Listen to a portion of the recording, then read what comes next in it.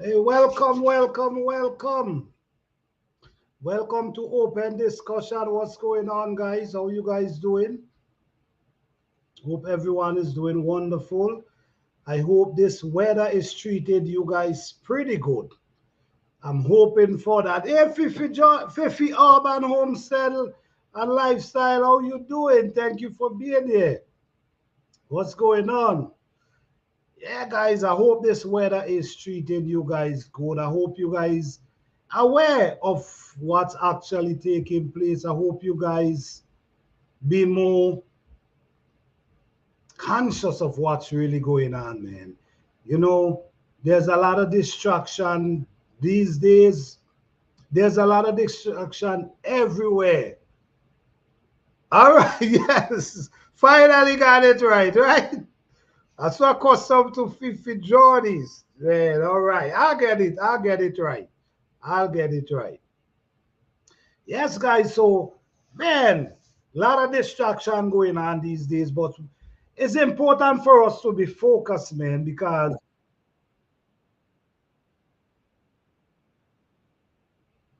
what is that? Okay. I'm doing great. Hope all, yes, everything is good for the time. Yeah. It wasn't that bad today over my side. But the past few days was pretty cool. And I don't know, guys, we got to really be careful because we don't know. Like, for instance, right, last year, we get a last cool, a late frost last year, and a lot of people lose a lot of fruits. So a lot of people did not get a lot of fruit trees. So we got to be conscious of that. We got to start getting frost cloth to wrap around our fruit trees to try to at least protect them from that frost so we stand a chance of getting a few fruits. I mean, this thing is getting serious, man. Hey, Life from Scratch, how you doing? Thank you for being here. These things are getting serious these days, man, and we got to be more conscious of what is going on as what is happening. As we see, man, every place is like the same thing happening in different places. The same thing happening. So we just got to be conscious and be mindful and be aware and prepare ourselves in any form we can. Not telling you got to go out and spend all your money. That's not what I'm telling you. What I'm saying, be more prepared, be more conscious of what's actually happening. Because for what I see happening, I'm seeing a lot of changes. I'm seeing a lot of things going on. And I'm sure you're seeing it too. All right? So let's make this happen, man. Let's make this happen, guys. All right. As we all know, this is garden season, and basically, this is going to be our topic right through the garden season. In the fall, we might change it over to different topics, but right now, people trying to grow something, people trying to learn something. So we're going to more focus on gardening. You know what I'm saying? Really and truly, I want to talk a little about in the north. I want to talk a little about the north, in the north, gardening in the north, because I understand gardening in the north, but the weather been changing. The weather been changing different now. So where people might be handling today, maybe I wasn't handling that in them time. But now, if the south is facing this type of weather, I could imagine the type of weather people facing in the north. I never, I never walk out in my garden one day and saw ice. I never saw that. Never saw that. All the years I'm gardening, I'm using this gardening in the same era. Never saw ice in my garden one day yet until now.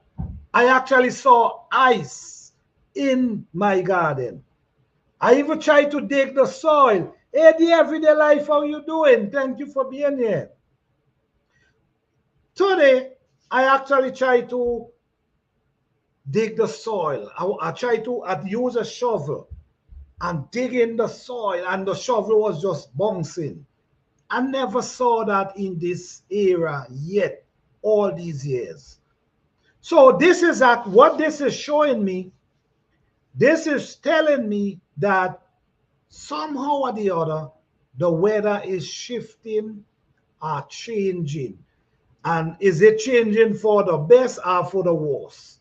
Because when this weather start changing in these type of ways like last year, look what we get last year, right?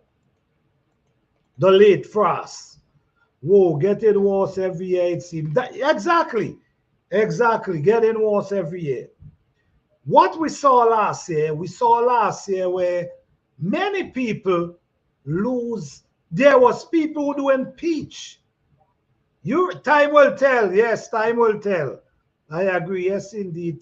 True indeed, time will tell. Yes. Last year, there's people who grow tons of peach in the north, lose a lot of peach. People lose a lot of fruits last year. I'm wondering if this is what we're going to be dealing with this year as well, because it seems like it's a pattern. It starts to become a pattern. It starts to become where it's going to be more difficult for people to actually grow. Because if we're losing fruits, like the frost, if we're getting frost coming and damaging the fruits, then we have problems. We have lots of problems. Last year, summer heat was not existent. It wasn't that hot last year for you, the everyday life. You see, I lost my fruits, peach, plum, pear, and my grapes were destroyed. This is what I'm saying. You see what I'm saying? Fifi almost lost all the fruits from that late frost last year. No. Right, melon did nothing. Wow. All right, you see, something is going on. I'm not sure what is going on, but something is going on. And like you said, time will tell. So within this season, we're going to see if it's worse than last year or it's better than last year.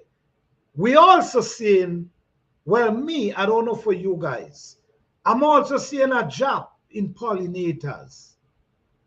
Yeah, I also see a drop in pollinators. I don't know for you guys, but I've seen that over by my side. So if we got to be dealing with the frost, the cold weather, and then we got to be dealing with pollinators, do you guys understand what is actually happening? Do you guys notice what is really happening if this continue? If this continue, do you understand what is taking place? We need the pollinators and we need the weather. Yes, even though we get a late frost, we still will able to grow certain food. But when you talk about fruits, a late frost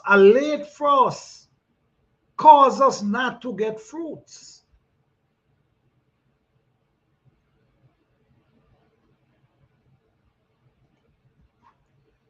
Affect our food production, definitely. That's definitely this gonna be the problem. The frost, pollinators. So we gotta be really mindful. I mean, I'm aware and I'm looking at what I'm seeing. Ain't nothing we can do with the weather. The weather is the weather, but I'm just saying If this is the case, what is your plan? What is the plan? If you realize that the frost is hitting us hard and also the pollinators, what is our plan to save our plants that we could actually get some fruits? Because if the thing is, if the frost pass, when your fruit tree have on small fruits, young small baby fruits, might even be flowers, and the frost pass and damage them, that tree is not producing anymore. That's basically all it was producing for the year. So if the frost pass and damage them, just like what we see last year, then we lose a whole crop. We lose a crop. This is how serious this thing is getting. This is how serious. This is why I also keep saying we have to try to save our pollinators. We got to do our part. We got to do our part and try to save our pollinators. It's important because without pollinators, we have problem as well. So if we losing the pollinators, and if the frost, we start getting late frost, then we getting problem. That's problem we get in. Because guess what? We losing both sides. Pollinators, last frost. This could cause serious problem. Yes, this could cause serious problem. So we got to figure out what we're doing. The only thing I can say is try to protect them with a frost cloth. Like if you check the weather and you realize the frost is gonna pass, you just put the frost cloth over it, so it's gonna help protect. The problem is that cold breeze that blows. That's what's deadly. That cold breeze, that frost, that is what dries out everything. It dries the juice out of a plant.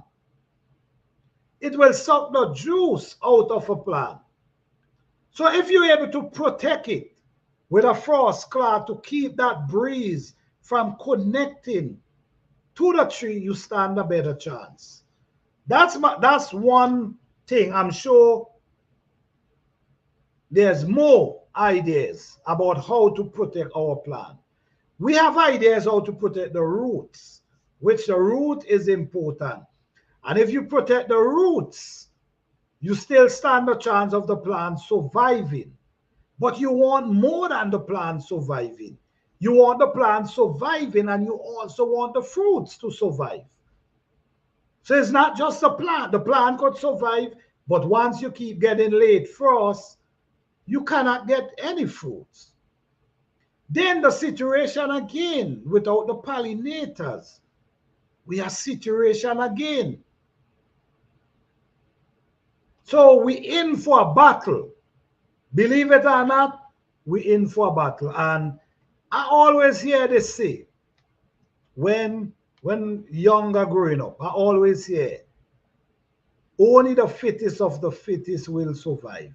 We're heading for a battle right now where things is surely not getting easier.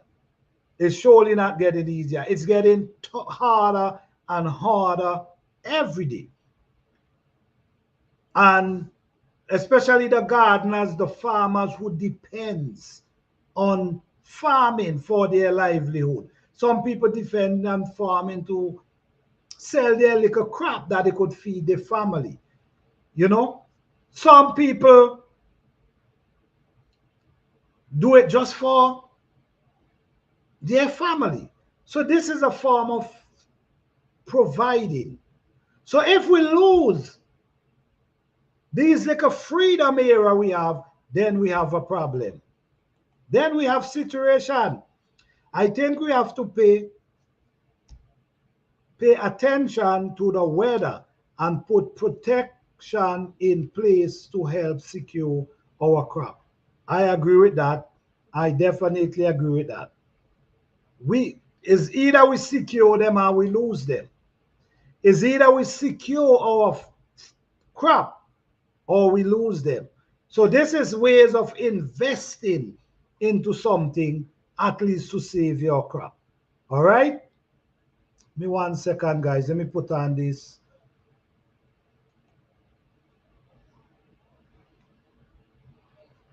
Wait, why am I?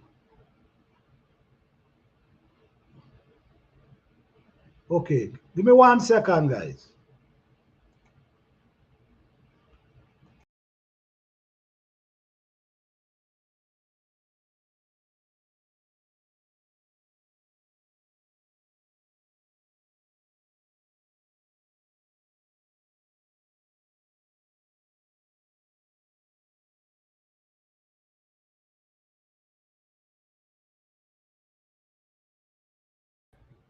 Yes, sorry for that. Yes, so true. Yes, I think this is important. So it's either we got to put the extra step now into protecting our plants. We got to put the extra steps in protecting our fruits, not just our plants, because we could have the plants, but we're not getting the fruits, just like what we saw last year. So now what we're doing now, we got to think.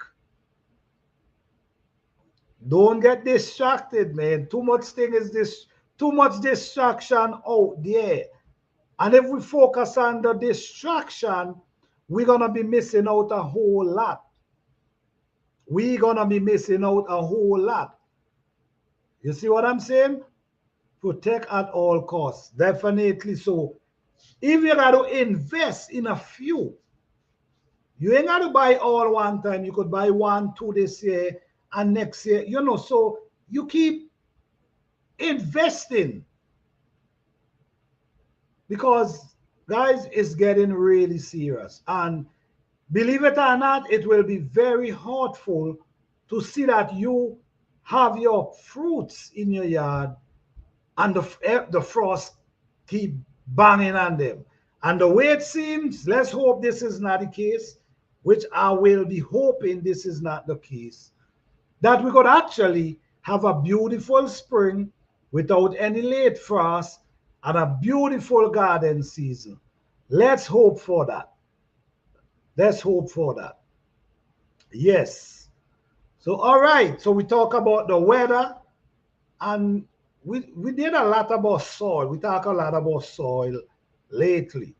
So maybe we could talk a little about planting. Well, I'm gonna drop the link in case anyone wanna come up, maybe and elaborate on the kind of weather they're dealing with. I know it's some serious weather, so okay, let me see. Hold on.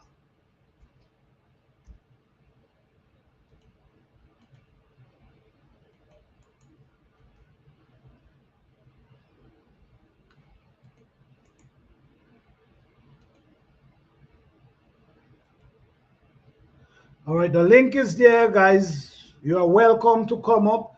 We can talk about the weather. We can also talk about gardening. Tonight is gardening. This is garden season, and we're going to talk a lot about gardening. All right? All right, guys. So, we talk a lot about prepping soil. We talk a lot about that, about soil and how we prepare our soil. And by now, everybody should have their own way. Maybe the new gardeners, they still learning, but by now everybody have their own way of how they prepping the soil. So I'm hoping that we people start putting that in place. Start prepping your soil, getting your soil ready for planting day. Planting day in maybe some people is April, some people is May. All right. Some people is April, some people is May. All right. So thank you. Thank you, Fifi. I appreciate that. So I'm hoping that you get your soil together and you getting ready now to deal with your seedlings. Okay? The weather is, let me tell you how the container does well, guys. The container with setting your seed outside. The container, with all the cold weather I get, my seedling them looking wonderful because the container that I cover over them. And then what I did tonight, I spread a cloth over them. You know what I mean? Like a thick cloth over the container. And they're wonderful. So I think it's a good way to try, guys. I think it's something good to try. These big container, or you could use milk jug like the everyday life. As if it works for you. But it really does wonders. This is my first year actually doing it. And the thing about it, I'm doing it in ground, not is actually in the ground. So with the container, and if you put a covering over it, it helps prevent the coldness from penetrate their root. Because if the cold ain't hit them but penetrate their root, that's a problem as well. That's a big problem. If the plastic could be there to protect them, but if the frost penetrate and connect to their root, you could lose them same way. So take the necessary step to protect what you have, guys. Take the necessary step. Now is not the time to make mistake in gardening. Now is not the time. We got to get better and better and better. Do not procrastinate. Do not underestimate the weather, because if you underestimate the weather, you could be disappointed sometimes. Do not bring out your seedlings. Do not bring out your seedlings when the spring begins until, and you could bring them out, but do not leave them overnight until that last frost. It happened to me before. You don't want to go through all this time with these seedlings, and then when that day come, you lose all of them. So be patient, guys. Be patient. I know sometimes we so running out of patience and just ready to take these seedlings and put them in the ground, but be careful. Be careful, because you could be very, very disappointed. Don't try to do too much until your last frost. Like your brassica, that's different. Even tomato, even pepper. Sometimes you could run a race with bringing pepper out before the last frost, because I do that sometimes and I don't get any problem from them. Okay, so but that still depends on your weather. In my zone, you could stand these chances. But now, according to last year I had also take out my seedlings later, a month later than usual. I'm not sure what's going to happen this year. So, we got to be careful, and we got to be watching, and we got to be listening to the news at the same time. Hey, Flower Bee, honey, how you doing? You see, we got to be paying attention, listen to the weather, and do not leave your seedlings outside overnight if you know the last frost is past. I'm telling you, only if you have them covered. This is real serious time, guys. And I'm just telling you these things because I don't want you guys to be disappointed. I'm trying to make you aware of these things so you wouldn't run into these mistakes, because there's a lot of mistake. Hey, African G-Man, what's up? How you doing? Yes. So sometimes there's a lot of mistake you could make in gardening. A lot of mistake. That's why I try to, have these conversations that could help you avoid these mistakes. Because if you don't know, you could run into a lot of mistakes. Even though you take the time out, grow your seedlings so nice and they're doing so lovely, that does not mean it's end there. You still got to bring them out and let it get hard enough. You still got to bring them out and let they get a shade from the sun, not the direct sun. So it's a lot you got to do before you actually put them in the ground. All right. But other than that, once you get them in the ground, that's another step again, guys. That's another step again. Once you get them in the ground, in the soil, that's another situation there. Because plants is very delicate, guys. It's very delicate, and I know you guys know that. Very delicate. After you put them in the soil, your job ain't over. You still got to come and take care of these plants. You still got to make sure these plants are alive. You still got to make sure they survive. So your job never done until you see they start growing. So I just want to say, guys, patience, dedication, all right? Very, very important. All right? Let me see, hold on.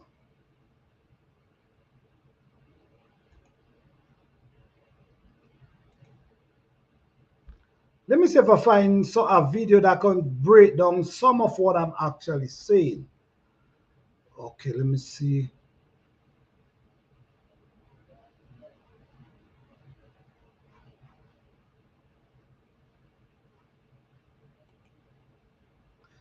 Okay, like tonight, let me see, hold on. There's a video I really want to show you guys about, let me see, hold on. I don't know, I might have to go real far down. But there's a video I really want to show you guys about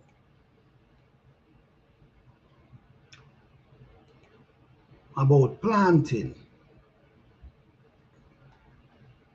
Because planting is very important. And now, let me tell you something. If you know sometimes you could plant your plants very young, guys. Very, very young. And to me, planting them young is one of the best things you could ever do. And that's the honest truth is. Okay, all right. Let me see if I can show you this video. Hold on. Give me 1 second here.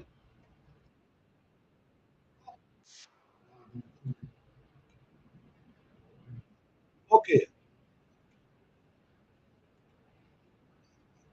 All right. Give me 1 second, guys. Hold on. Okay, let me see what. Let me see. Honey. Okay. Last year, planted lots of cornflower and zinnias. They attracted pollinators, and my neighbor's garden flourished with vegetables all season into the fall. That's how important pollinators are to us. You see what you say? That's how important. Thank you for mentioning that, because I want people to understand the value of pollinators. You see what I'm saying? The value of pollinators is just amazing. Okay, so let me show this video here, guys, about seedlings, right? This is about hardening of seedlings. Okay, give me 1 second.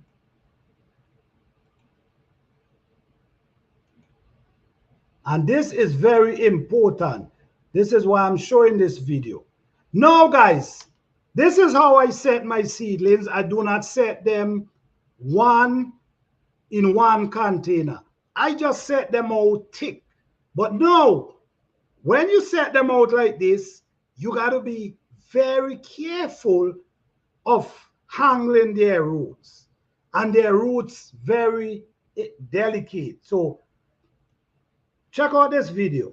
So today is the fourth day of spring. Yes, I think today is the fourth of spring. And what happened is I have some plants that I definitely really want to take out though, but I can't because the weather is still striving, pretty cold from time to time. So what I'm trying to do, I'm trying to put them in the sun so I can start let the sun start hardening them. Because seeing they was indoor for such a long time, you want to make sure you bring them out from time to time, not direct in the sun. You don't want to put them direct in the sun. You want to put them in a shaded area where the sun could penetrate them for a little. I do it for like at least 30 minutes and then I take them back indoor. So basically, what I'm doing, I'm trying to harden them, make them get used to the sunlight because you know the sunlight can be tough on them sometimes. And if you just bring them out and leave them in the sun, maybe the sun might scorch them up and then they got to start over. So this is some ginger I have here. Look how tall these ginger are. Some of these ginger is almost 3 feet tall, but I don't want to take them out though until that last frost. Because I don't want to, when I take them out, then the weather hit them, then I got to start over. All right, so what I'm doing today, I'm hardening some of my plant. What the sun gonna do? The sun gonna start to harden their leaf. Okay, the sun got because right now they is very delicate because we know they wasn't getting the full sunlight. So what the sun gonna start do from time to time, the sun gonna start harden their leaf and start preparing them for the real hot sun. So 30 minutes is at least I'll give them and take them back indoors.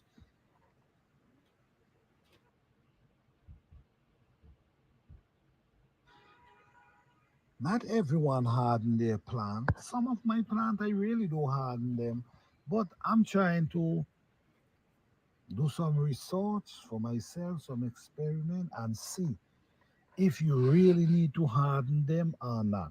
But for the people who doing it from the cool areas, please, you should definitely allow the plants to get hardened for 30 minutes at least.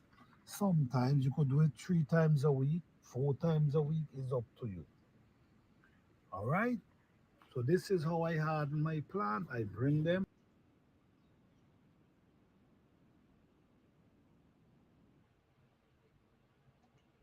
Okay, guys. That's what this is what I'm let me see. That look like some deal. Yes, yes. But hello, Maskia Parks, how you doing? Thank you for being here. Yes, guys, that video is basically to show you that how you harden your plants. Basically, you could have your plants. You see how these plants are now show you the yes, it's dill, it's dill. You see how I now show you the plants, them they're looking pretty healthy, right?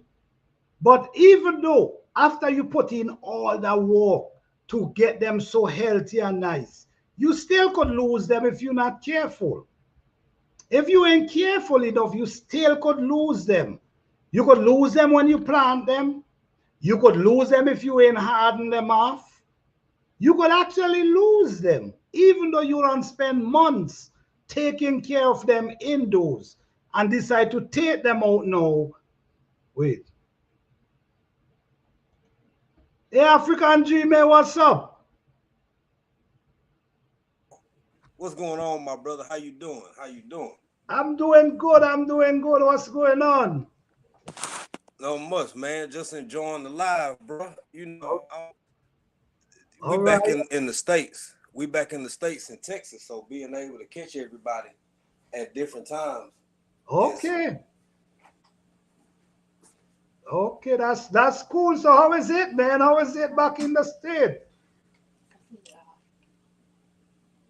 it's good. I All like it. right. Back Yeah, home, I back like it, man. home. I know. I'm back home. Put it away for me, sweet pea. Man, it's bro. I'm telling you.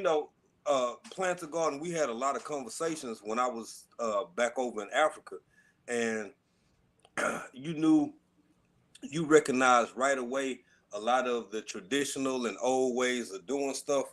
One of the biggest things that hit me about gardening or anything when I got back to the States, you got access to everything, All right, all man. right.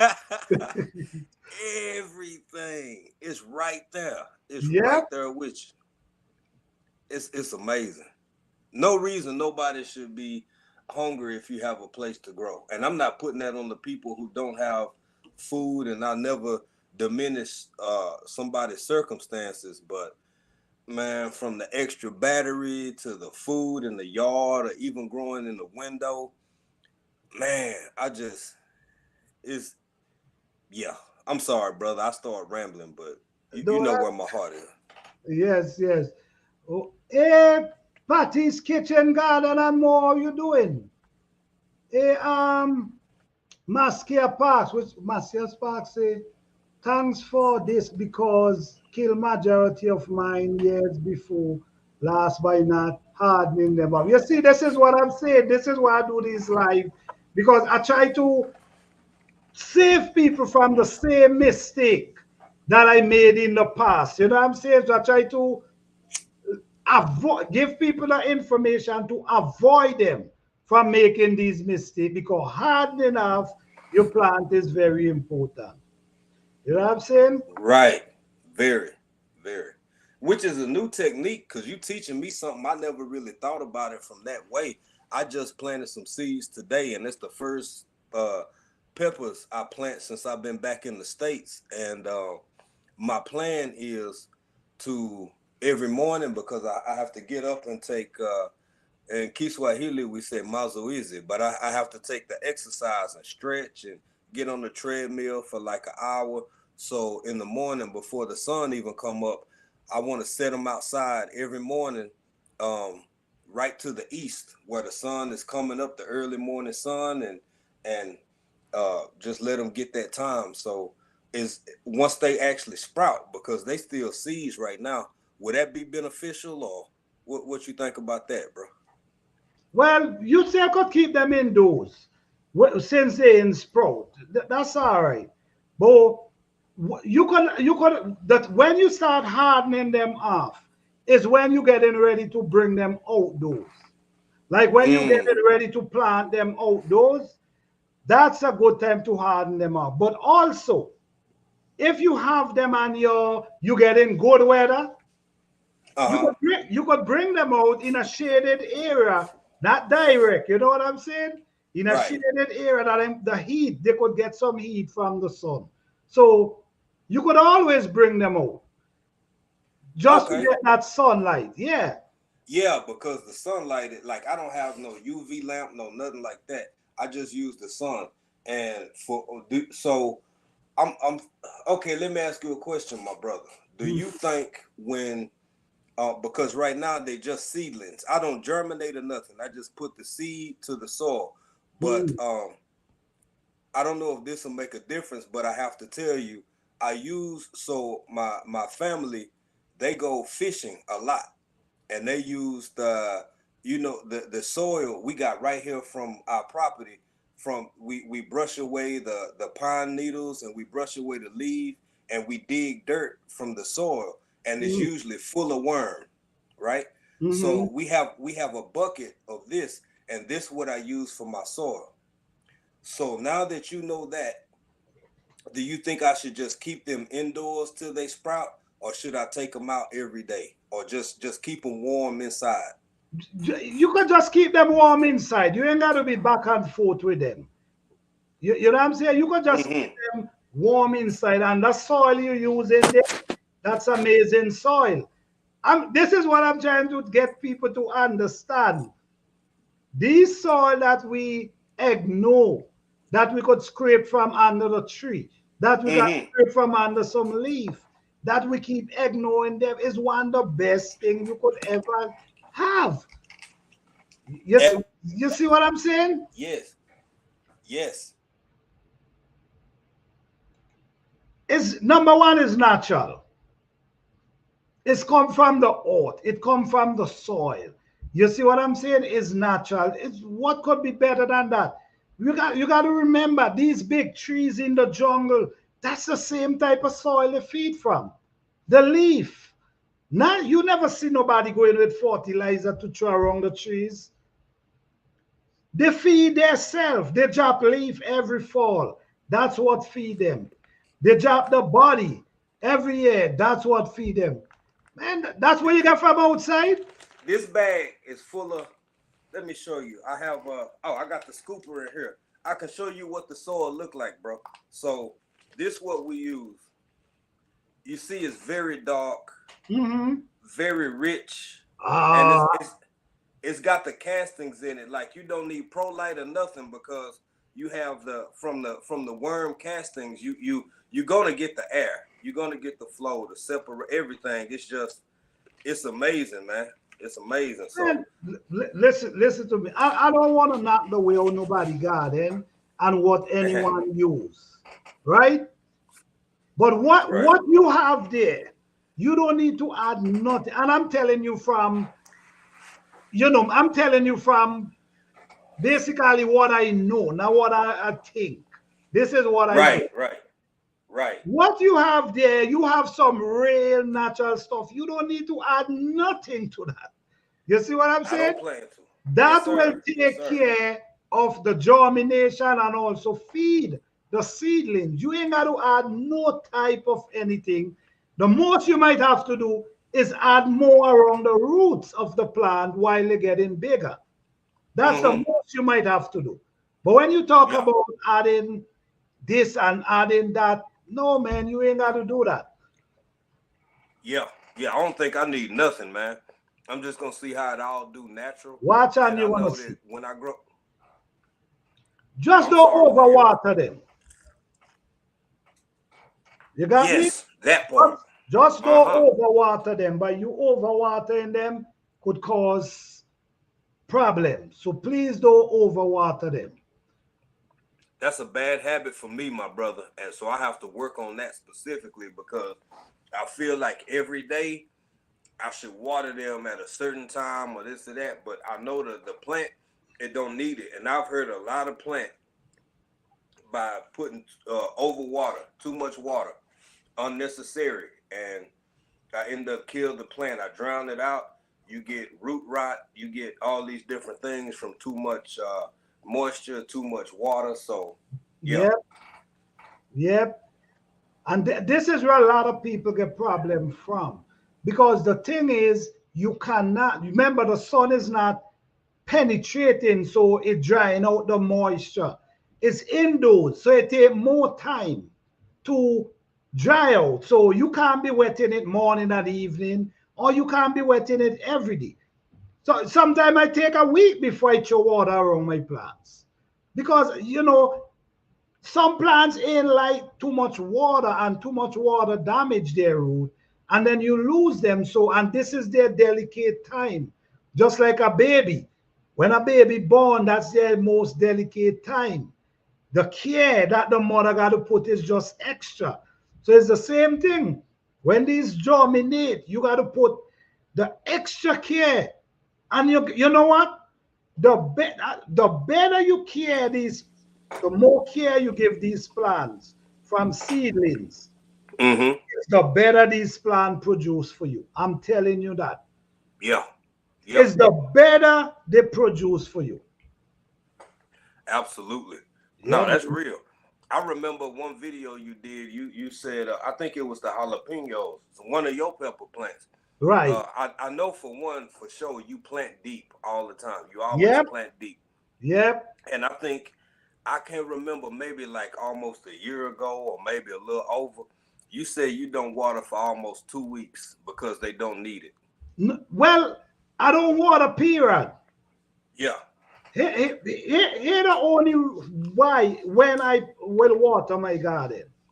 The only time I will water my garden is if I now set some seedlings, like I now plant some seedlings in Mm-hmm. the ground and the sun is really hot. Mm-hmm.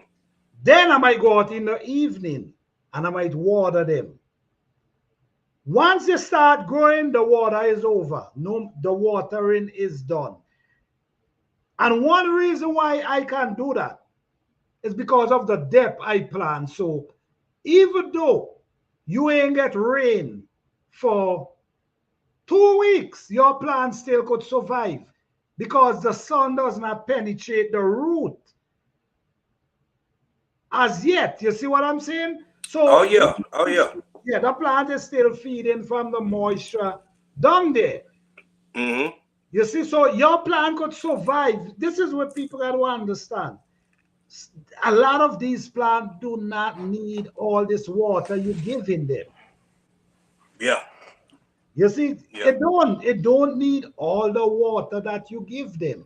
And you could try it yourself and see for yourself. Do It's your true. own experiment and you see for your own self. Right. Right. No, it's 100% true because you know, a lot of the farms in Tanzania, especially in the mountainous in the area where I was, they plant deep, and you never see. Let me take this. I almost said you never see the water hose, but as far as irrigation, only for rich people, only for foreigners who come to maybe make the big farm, and even they run out of water after a while. So the way we did it back in Africa, you plant deep and you wait for rainy season. You use local water, like literally. You see the guys, they go out with buckets. We would go out with buckets and we would water with a small cup, just for row after row after row, and water the plants. And then, you know, you wait for rain. You wait for nature to come through. That's it. That's basically it. I do, once my plants start growing, the watering is over. That's it. You see what I'm saying? Last year, I be, I maybe see rain like 3 times. Last garden season, right? But guess what? I still didn't have to wet my plant because this technique of planting deep. Listen to me, this works 100%. This is what I'm telling you. Your plants receive a lot of benefit because down under the bottom, that's where the nutrients and the mineral reside. You check what I'm saying? So that's where the plant root is. Then, even though it didn't rain, or even though you didn't water it, it still have moisture to deal with under the soil. You see? Because it takes time. It takes time for the sun to penetrate and get down to the root. Just like if the snow, if it's really cold, it takes time for the snow, for the freeze to get down deep. It might freeze the surface, but it's gonna take more time that the freeze gonna go deeper and deeper. You got what you see what I'm saying? Exactly. Right. So it's the same with the sun. If you plant them deep, it takes weeks before the sun will reach down to that sun, to the bottom Mm-hmm. where the root of the plant is. That's Right. why it's so important. Mm-hmm. Yeah. Yeah. Which someone asks a question. Where the question, Fifi? Someone asking a question about clay soil. What was the question? Maskia Parks. What was the question about clay soil? You could put it in the chat, all right? You also notice the moisture in the soil when you dig deeper to plant your seed. Exactly. Exactly, because the sun don't penetrate down there. The sun penetrate the surface. So say for instance, I did a video with this as well. I did a video with the whole demonstration of this process I'm talking about here. Where while you digging 3 weeks, I didn't get rain, right? 3 weeks.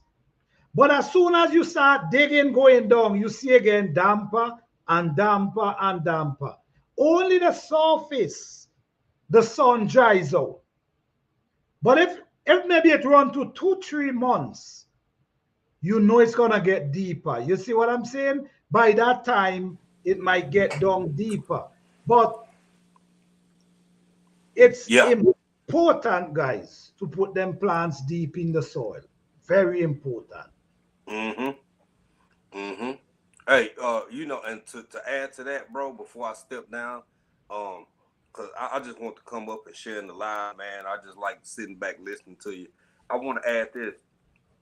You 100% right. When we go digging the worm to go fishing, first off, the places where we normally look is under the pine needles and under the leaf. And when you move the leaf, even before you dig and move the soil, just the protection from the leaves and the pine needles from the sun, the leaves are dry, the pine needles are dry, but the first layer of soil is already moist. Exactly. When you go deeper and deeper, by the time you see the worms or find a worm bed, man, it's almost like mud. Exactly. Yeah. Exactly. Yeah. Exactly. So that's explained exactly what I'm saying right there. The deeper you go down, the moisture is get. So this is why it's so important to plant deep. Lots of benefit in planting deep. Lots of benefit. Hey, well, thank you for having me up, brother. I'm gonna step down and be listening, but I appreciate you, man, and I'll be watching in the bushes, bro. All right, man. Thank you, man. I appreciate you coming up. Thank you, man. All right. All right, bro. Take care. All right. Take care, man. All right. Let me get the question. I believe the question was, what does clay soil need to improve soil? Okay. One of the I could speak from my experience, because hello, Maureen Chavez, how you doing? Welcome. Now, when you're dealing with clay soil,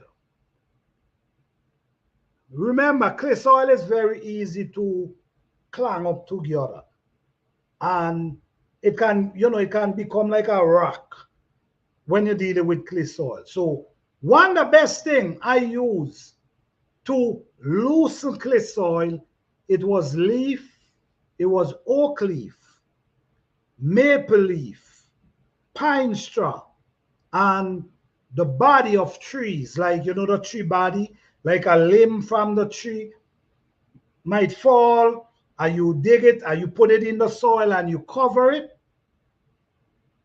That will change your soil completely.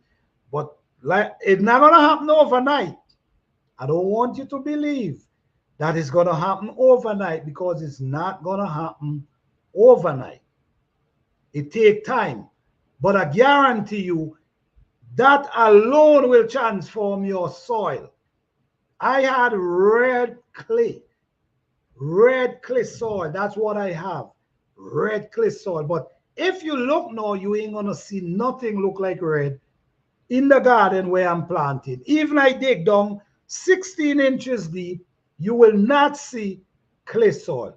So one of the best remedy I can give to change that is using leaf, pine needle, oak. This is what I use, so this is what I'm recommending. I'm sure you could use other leaf. I'm sure you could use other leaf. But I only could speak from oak, pine, and maple, and then the weeds them in your garden, you also take them up, mix them in your soil. That could transform your soil. And a matter of fact, you wouldn't believe how beautiful that soil might turn out. So I hope you take this idea and I hope you try it. And I hope one day you could tell me about the result. All right? I hope I answer that question for you. All right? Yes, guys. So this is garden season, man. This is garden season. Not because we in January. I'm still saying it's garden season. Why is garden season? Because our mind got to be prepared.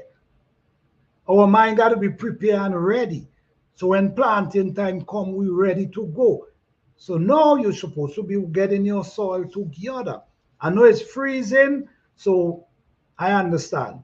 But when everything change up and the weather change, start getting into them soil. Start walking them soil. And the next thing again, guys, with your soil, for the people who know my channel and watch my video about soil, if you notice my soil, you never see my soil clammy and some big junk together. You never see that. So it's important to walk your soil.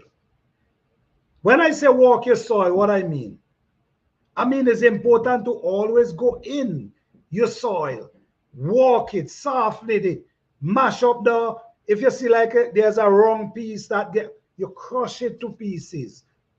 You should walk your soil every year.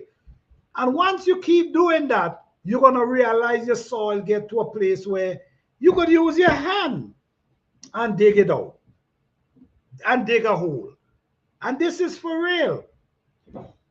The next thing I want to make sure I mention to you guys is, hey, Buju Pepper, how you doing? Thank you for being here. The next thing I want to mention to you guys about raised bed. Raised bed. Some people have raised bed that they pack everything inside. When you pack in the wood, if you're using wood and packing in your raised bed, you got to pack them a certain way. I got to do a video with this. I say this, but you got to pack them a certain way. Why you got to pack them a certain way? You want the soil, when you show the soil, because the wood going to be to the bottom. So yes, turn the soil, definitely. When you show the soil, you want the soil must be able to go around the wood. Soil must be going in between the wood. You know, all the wood cannot just be together, climb up like this. And the soil only go on top. No. The soil is supposed to be going between. There should be space. It got to be space where soil going to be going in between the wood. Now, this same soil that's in between the wood, these plants that you planting, when they're sending down their roots, they're going to find that same space. You see what I'm saying? They're going to, because you want to plant these too.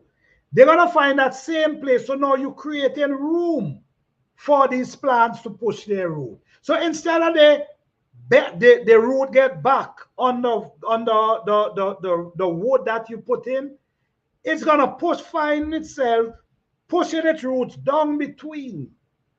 And remember, the more these roots spread, the better production you get. You're not so their root should never be where it hits something and it got to stop. It got to continue go as far as it wanna go. So instead of you jam all the wood together like this, you separate them. You give them some space. Then you put another one, you give them space. So now the soil is getting down between. So when the soil get down between, this is room for the root to go down and find itself in the soil itself. This is how you get great production, guys. Okay? Gardening is simple, but there's little things you got to do for great production. Okay? All right, let me see.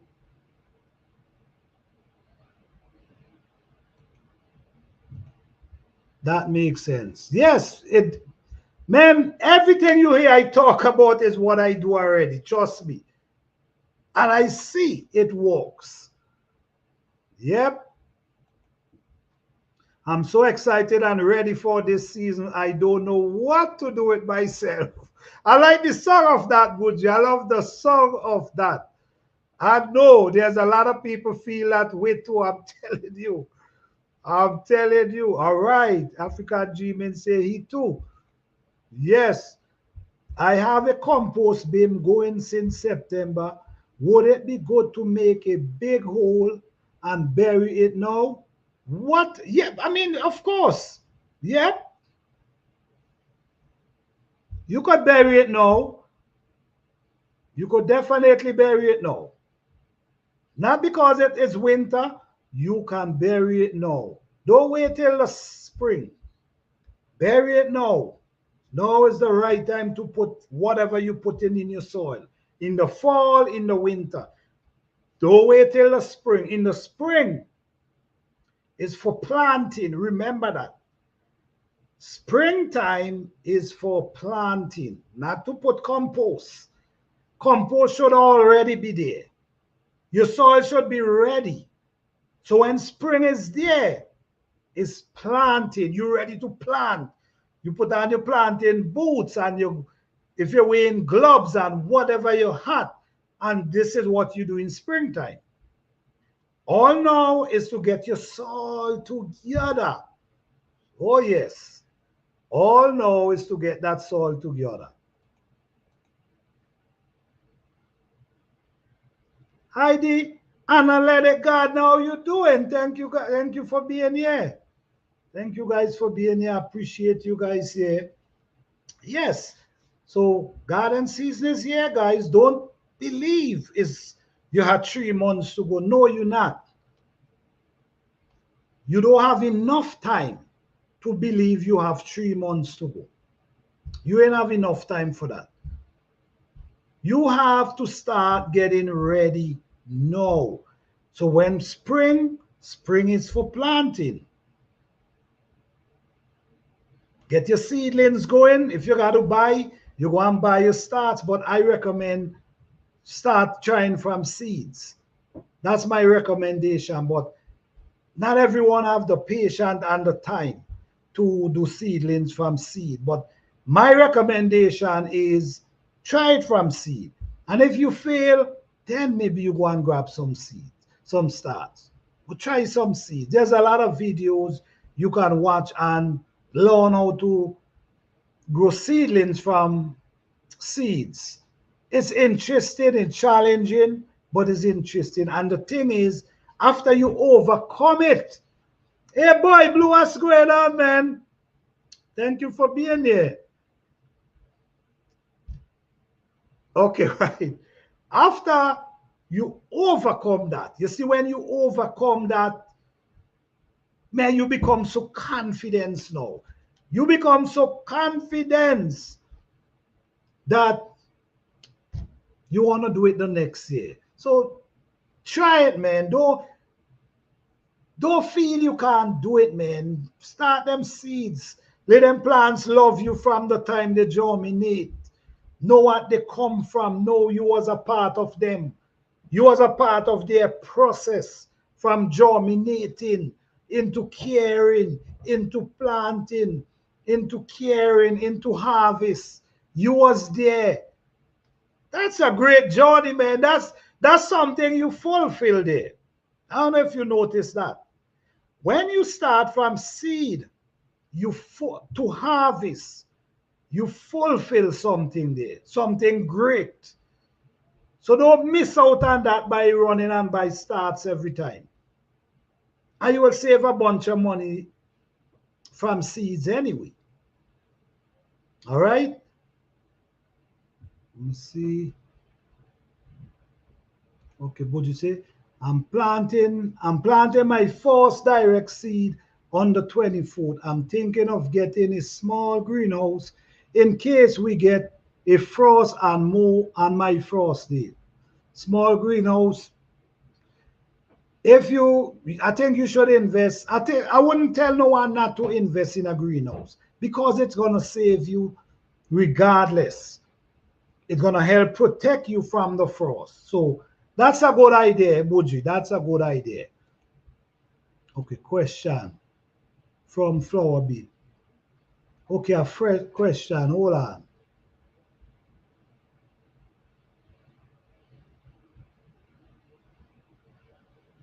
Let me see. Is this the question? I have a compost bin in Septa. Would it be good to make a big hole and bury it now? Is that the question?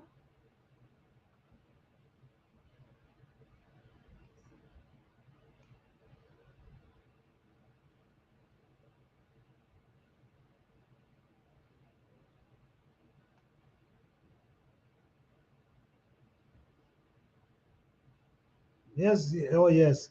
Is that your question, Fifi? The one with the compost bin?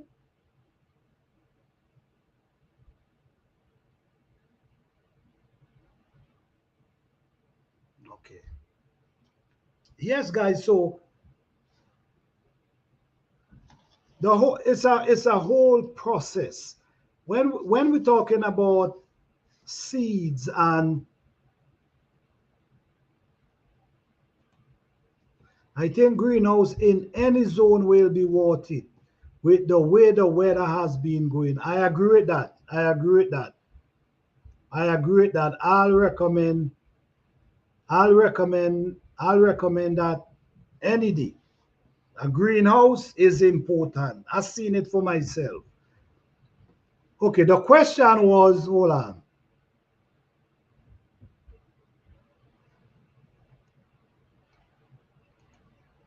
No, I think I answered this question already. I have a compost bin going since September. Would it be good to make a big hole and bury it now? Yes, now is definitely a good time to bury your compost. Don't wait till spring. Don't wait till the spring to do that. You got to do that now. So it start walking in, and when the weather start changing, it start drying more earthworms. It start drying the right bacteria. It start drying what everything it need. So by the time spring come, it mightn't fully break down, but that doesn't mean anything because it's gonna continue breaking down. Even with the leaf, that's what I do. Sometimes I'm digging, but I'm seeing leaf, but that doesn't mean anything to me because I already know that the leaf gonna break down anyway. So now is the time. I wouldn't wait till spring. I think spring is the time for planting, not compost, planting.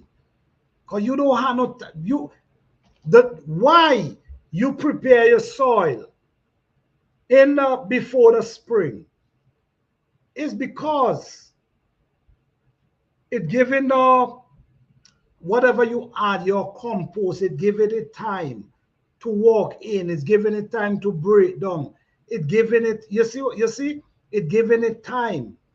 So by within them few months, it's already start breaking down, it's releasing.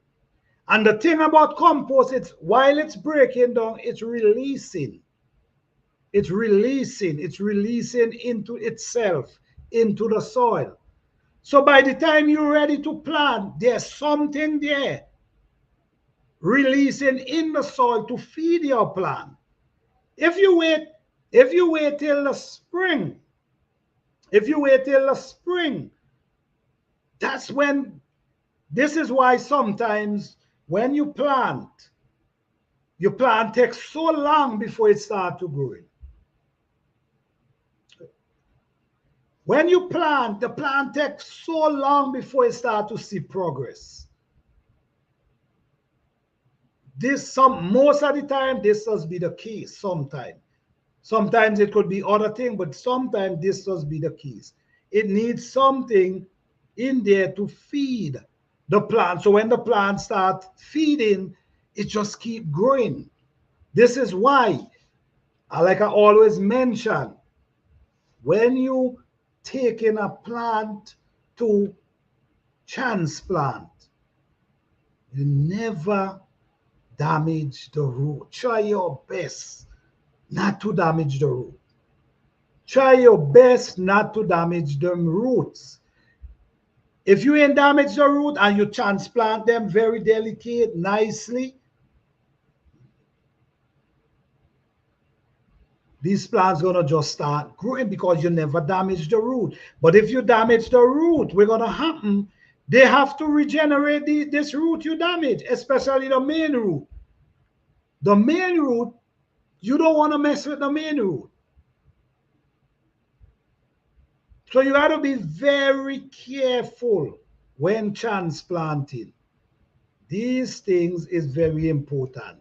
And once you it's simple once you overcome these things and you understand these things, it becomes simple. Don't damage the root. Try to plant them a little deep. Make sure you take care of them. You come out and you soften their root when they're baby. If it's rain, you come out, you soften the root. You make sure you soften the root. Sometimes I do it every 3 days. I'll come out every 3 days and I'll soften the root. Like I said, from the time I see they start growing, there's a green, beautiful green they show. That indicate that the root catch. The main root is feeding. The root them is feeding. That indicate that this plant is good to go. So once you see that beautiful green, just leave the plant alone and start focusing on other plants. Because this plant is in good shape. When you come back to this plant, is when you realize the weeds might be growing up. So you want to get the weeds them from around it. That's when you come back to that plant. Then we're going to talk a little. Let me see, hold on. Yes, that tap root is not to be messed with. It slows everything down, definitely. So by the time the plant got to start to regenerate new roots. If you ain't damage it, it's going to just grow. So this is why sometimes we see slow growth. All right. Hello, Psalms 146. How you doing? Thank you for being here. Yeah, this is how you see slow growth. Slow growth, you don't have time for slow growth. You don't have enough growing. See, your growing season is too short to slow down your plant. So be very gentle when transplanting. Me, as you see, I don't set one plant in a cup. I don't do that. I dig out a trench and I set them. Tick, tick, tick. But when common transplanting time, I'm very delicate on that. I'm telling you. I will go in and I will dig it up wide. Then I'll go in and I'll sift them out and I'll make sure the root ain't damaged. And I put them on each other nicely. Take and plant them, and that's it. Listen to me, I planted some cabbage last year. This cabbage couldn't even hold up for itself like this. There was like this. There was baby. But if you want to plant like that, you have to take care of them. You basically got to be out there every day, looking at them, make sure no leaf fall on them. That's the next thing again. It's not just planting, it's about checking your plants. Because a leaf could come down on one of your seedlings and cover it. And you ain't go back there for 3-4 days and you could lose that plant. I've seen that before. You could lose the plant. It's important to check your garden. Whether once a day or every 2 days, it's important to check your garden. All right? Take care. The best time to take care of your plants is when the baby, after transplanting. That's the best time. Now, if you set your soil right, right? If you set your soil right in the fall, in the winter, what could happen? And you plant them without damage their root. If you ain't damage their root and you plant them, they're gonna start growing real nice. All right. Then, according to what you put in your soil, you might even have to add anything. But the next time when you got to add something is when they start producing flowers. Very important. When when the plants start producing flowers, you got to top them up with some compost. Because now it's like a pregnant woman. I always use this phrase. A pregnant woman, she need nutrients, she need vitamins, she need everything at that time to feed her baby. Same with the plants. Need nutrients, need minerals to feed them fruits. This is how you get big, nice, wonderful fruit. This is how you get plants producing on and on and on. Not just one crop and that's it.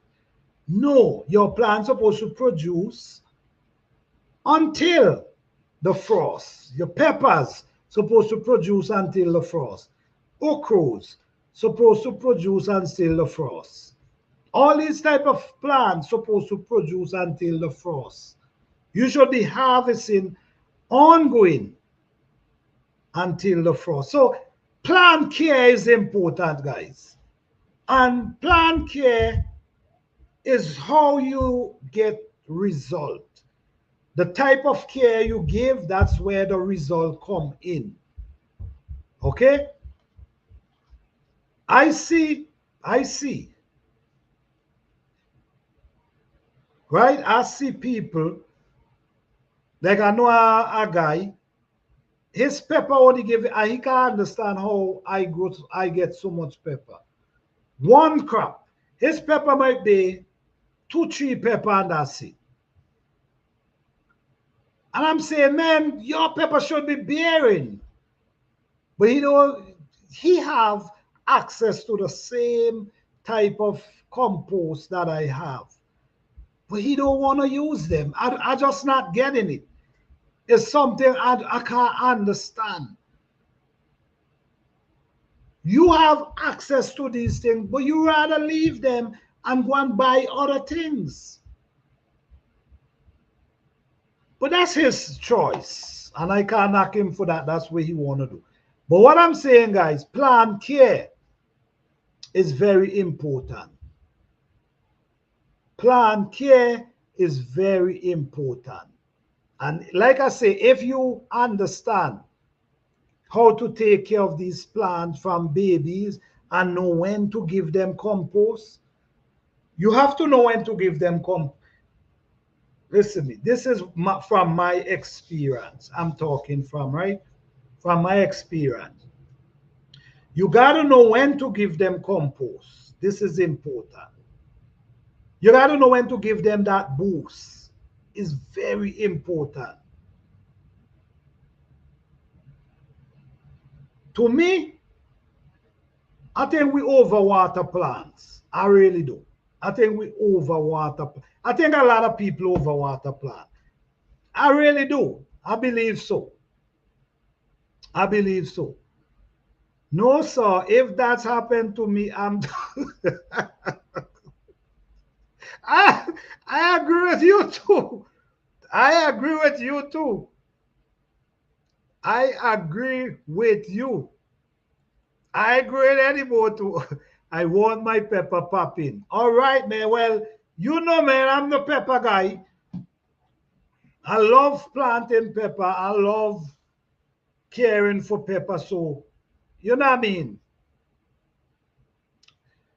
And I'm always here, man. I'm always here. You know, I answer any question to the best of my ability. If I don't know, I don't know. I'm gonna say I don't know. But when you're talking about peppers, is one of my favorite plant to grow, believe it or not. And my pepper them do produce. And this is why he can't understand, but he not understand when me try to tell him. The stuff you using is messing up your soil, star. You could do the same thing you see I do. And but I don't know, man. I don't know.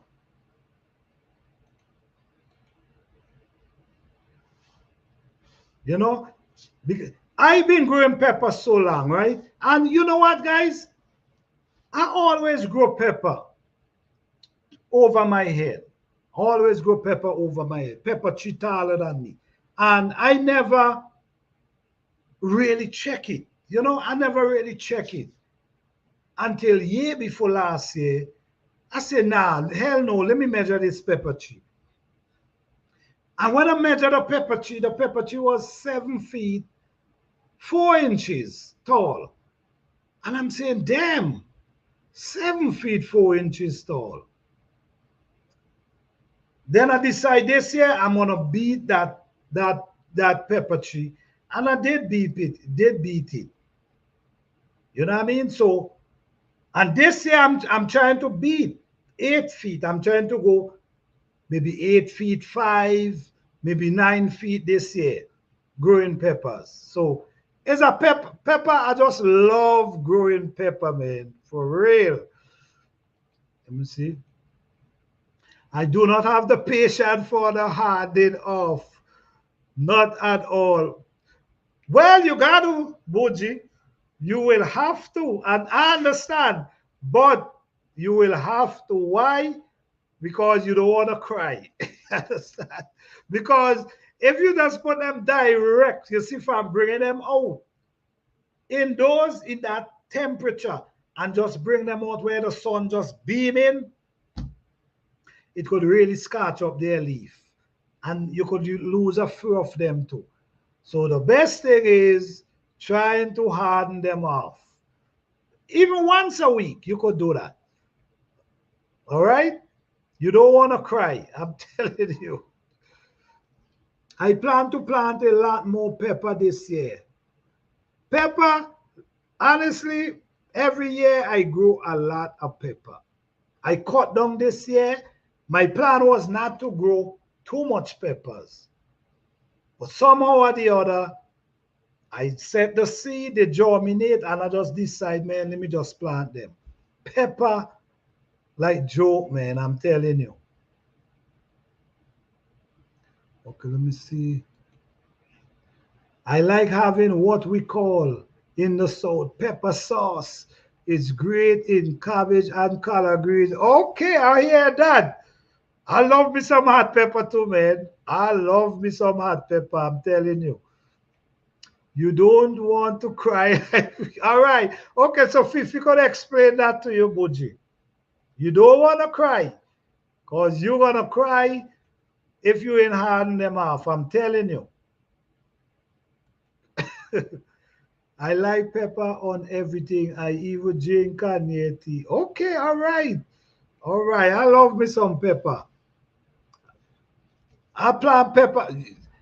I plant pepper for a long time now. And plant many type of pepper. But now my favorite is bell pepper. That's my favorite pepper to plant right now. Bell pepper. That's my favorite pepper, man. I made some Kanye tea for my daughter the other day. Okay, all right. All right. I usually only plant 2 or 3 pepper plants. We need more this year. I agree. I agree. Put more. Put more. Once you have the space, and you know what? Believe it or not, pepper is not that hard to really take care of. Pepper ain't that hard to take care of. It's just simple things you got to do to pepper. It's just things you got to do to a pepper plant to boost it. Like when I tell people pick out the head, That's something real serious. Picking the head out from a baby. I'm not talking about when it's up there. From a seedling, pop the head of the pepper out. And you see what I'm talking about. Well, my pepper tree that grow 8 feet tall, that's what I did. My pepper tree that I grow 7 feet plus tall, that's what I did. I from the time, I'm giving you guys this little tips because I want to see somebody or everybody with pepper tree above their head.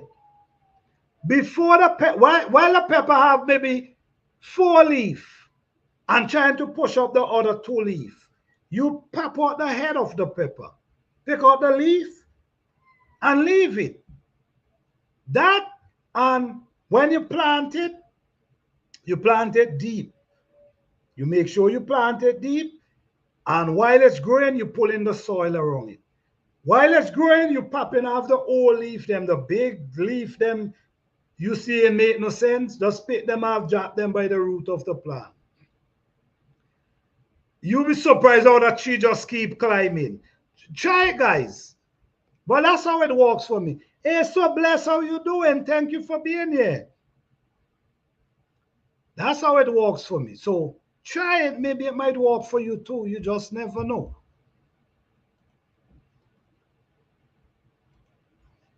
I never used to overwinter my plant, but I started last year. Last year, best thing. Okay. Pepper plant doing nicely in the basement. Yes. Okay. All right. Okay. Fifi do that too. I don't overwinter because, you know, it give me, I have this, the length of time I have, I think I have enough time to able to grow them from seed. So I don't really do that. But if I didn't have that length of time, I would overwinter mine too. I'm telling you. I would overwinter mine. You should plant as many as your heart desire. I agree with that. I agree with that. I agree with that. Once my pepper tree producing enough for me because I ain't got all the time for it. I agree. Oh, you forgot that. Okay, I hear that. I hear that. I hear that. Man, I just love to stand up and watch them pepper tree, man. It's amazing, I'm telling you, how they look so big. I mean, they're so big and tall and beautiful, and you just standing off, and oh man, it's a beautiful sight. It's a beautiful sight to behold. I'm telling you. I'm telling you. It's a beautiful sight to behold. All right, all right. I overwinter everything I can. This short season and the weather is becoming more and more challenging, right? Right?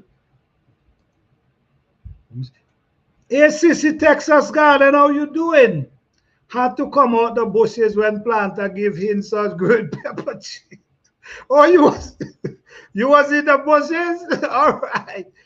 Thank you. I appreciate that. Thank you. Thank you. All right. So I'm gonna go over it again for you, just for you, Sissy, Texas Garden. Hey, TWP Popcorn, how you doing? Thank you for being here. All right, Sissy, let's go over it again.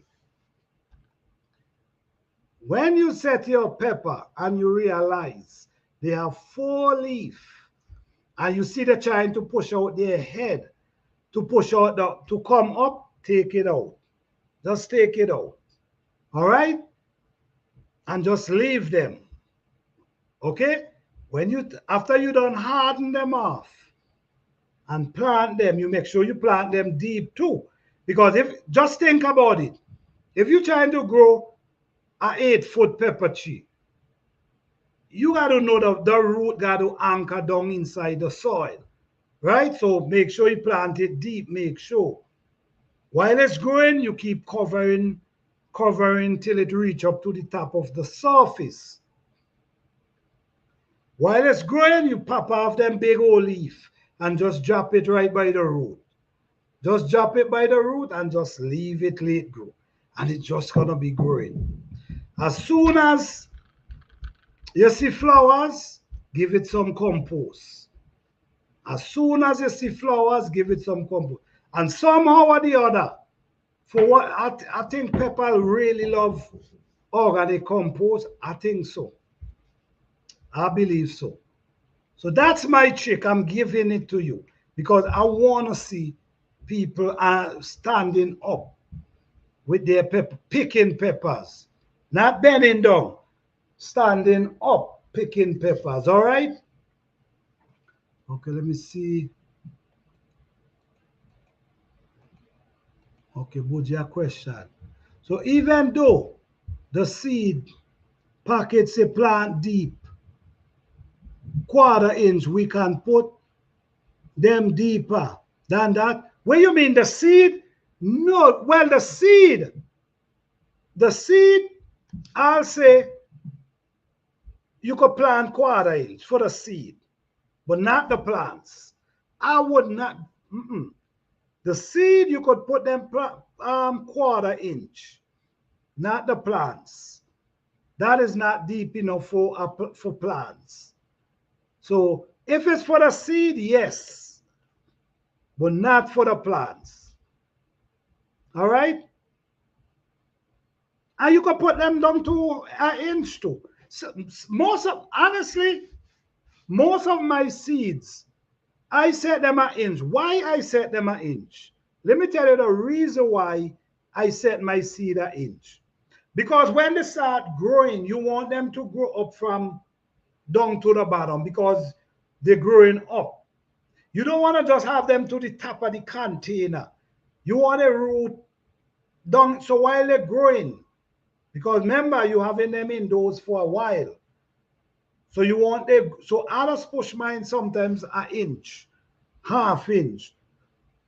But okay, okay, that's for, yeah, that's for seedling. That's for the seeds. For the seeds, you could push it down 1/4 inch, the seeds.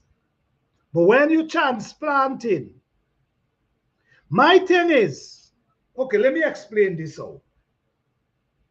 You could plant, you could just, once you dig the hole deep, okay, let me break this down, right?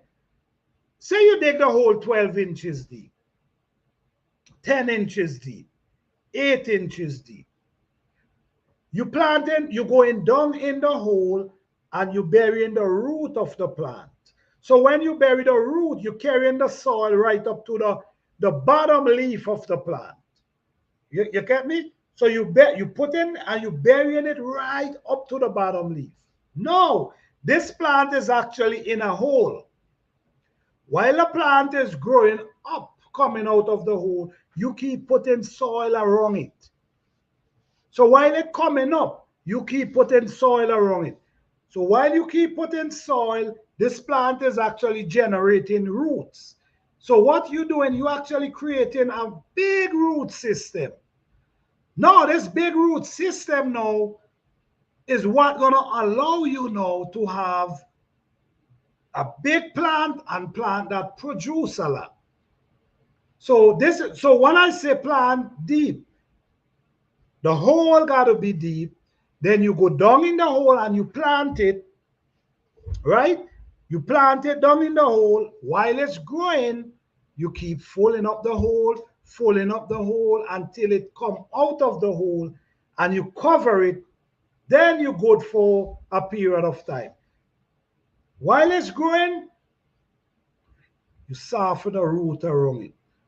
You know what I mean? Once you see it start growing, you just leave that plant, let it do its thing. Then you go back to it while you see the weed is trying to take it over. So planting deep, meaning you got to go down into the hole and plant it. And cover right up to the bottom root. the bottom leaf, and you'll be in good shape. I hope I answered that question for you, Boji. I'm excited this year. Gold, pepper, cheese. All right, I will be looking forward. I will be looking forward. Okay, that's first. Okay.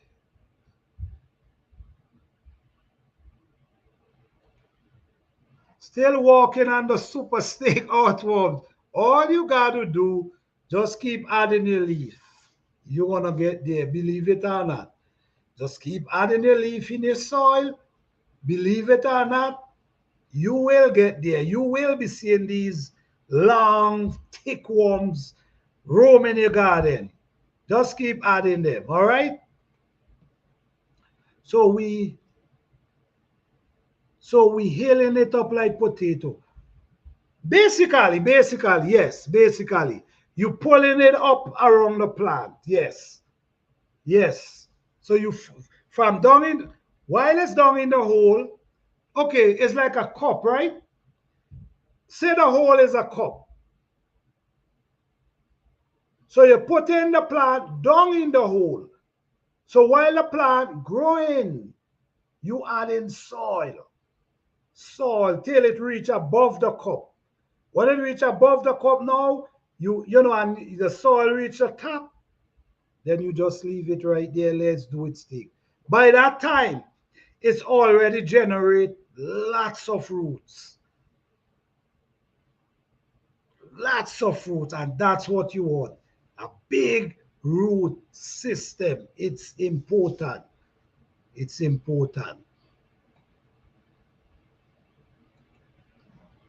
Whoa, pepper tree. Whoa, pepper tree like okochi. What do you mean, tall like okochi? Yes, of course. You could go put pepper tree tall like okochi. You surely can. You surely can.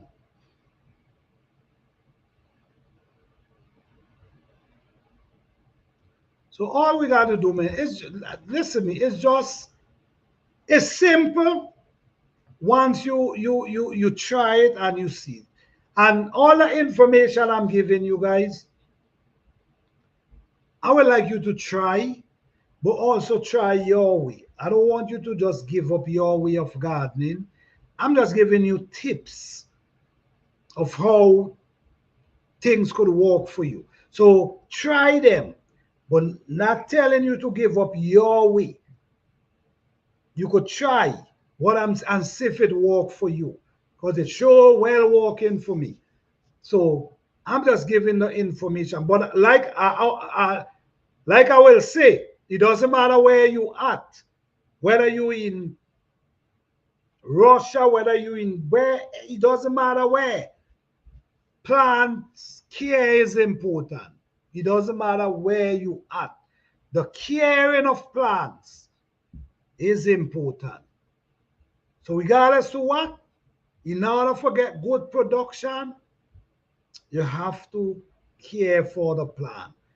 You got to put the plant, if you love sun, you got to put it where the sun shine. If you love cool shade, you got to put it in cool shade. All right? Okay, let me see. I never knew they would grow that tall. Really? Oh yes. I could show you proof of that. I could show you proof of that, which I'm gonna show you in a minute. I'm waiting for the next 2 freeze days to wait. You still 2 days, still 2 freeze. Oh man, damn. Man, listen to me. I see ice this morning in my garden that I never saw before. Naturally ice. Something is going on, man. The weather is changing, guys. Because I'm going out to prepare my grow bag for my first. That's it, Boji. That's it. That's it. Go out there, prepare that, man. Get that going. Good. All right. Good night, Maureen Chavez. Good night. Thank you for being here. We appreciate you here. All right. Okay. All right. The analytic garden. Let me show you a video with that pepper tree I'm telling you about. Give me 1 second.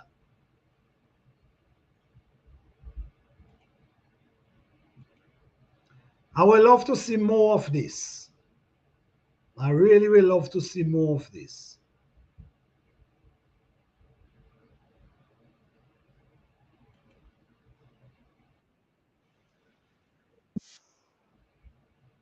Okay.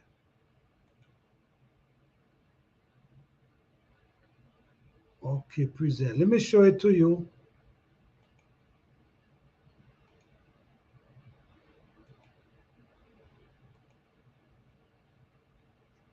Okay, this is it right here. Hold on. You see, that's me on the ladder right there. You see, I'm on a ladder with this pepper tree. Look at there. All right. All right, guys, this is an 8-foot bell pepper tree right here. This is a record breaking in my garden. Last year I grew 7.4. This year I'm at 8 feet, which is even in a shorter space of time.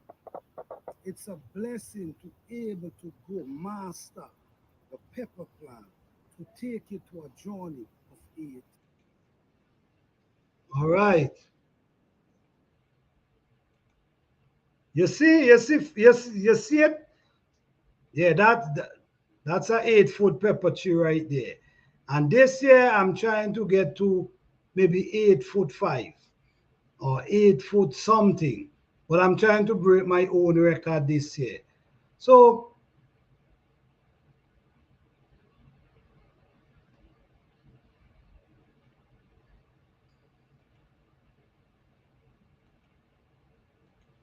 yes, it's possible.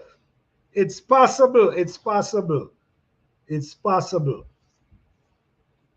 It's possible. And you know what? I don't know if I don't know if I'm able to find this. Let me tell you something too. If you basically usually I plant my pepper them very small. All right. All right. Good night, Flower Bee Honey. Thank you. Appreciate you coming through. Good night. All right. Now, with peppers, right? If you could allow them, if you could start them early, if you could start them early, right? And allow them to grow. If you could get them grow at least 6 inches before you transplant them in the spring, that will be pretty good. That will be really, really good. If you could get them at least 6 inches tall, that would be good. But it doesn't matter. I just do them 2 inches tall, 3 inches tall. I never even think I get them to 6 inches tall. Allow them to get to 6 inches tall. But that's a good way, good height to get them. Okay, because when you plant them deep in the hole, they're able to stand up. You know what I mean? Instead of they that depth down inside there, they could be a little up in the hole. But it's important to plant them deep because when they get that tall, you got to be able to balance. You got to be balanced because if the wind blow too hard, it will break them out the root. Because you got to remember they're way up there. So if the wind blow too hard, it might pop them out their root. And you don't want that. So it's best you try to balance them down, anchor them in the soil. Growing taller will make it produce more. Yes, it definitely make it produce way more pepper. I'm telling you, one time I come on one of my bell pepper tree. I count like 30 peppers on the plant. Like 30, naturally 30 peppers on one bell pepper tree. So the more bigger they get, the more branch they push out, the more pepper they produce. Oh yes.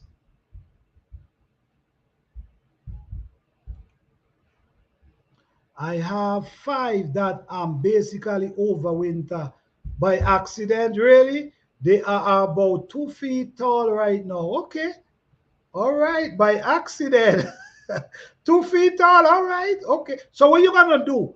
You're gonna take them in the, you're gonna leave them in the container, or you gonna take them out though?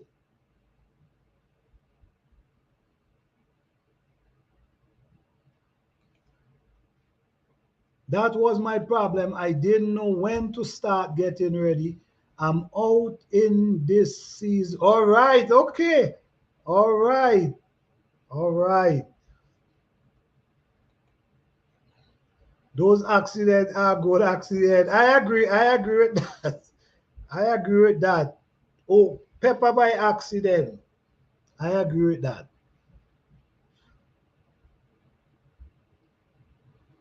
And pepper, the honest truth, pepper is a very easy plant to grow.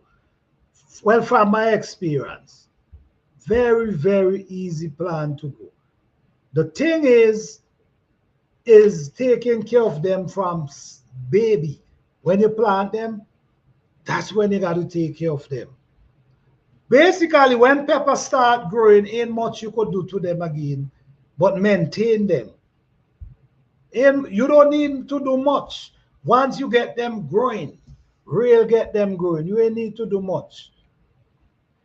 I try to overwinter my Serrano pepper because it's my husband's favorite, but I brought apple inside, so I had to throw it out and start over in December. Oh, really?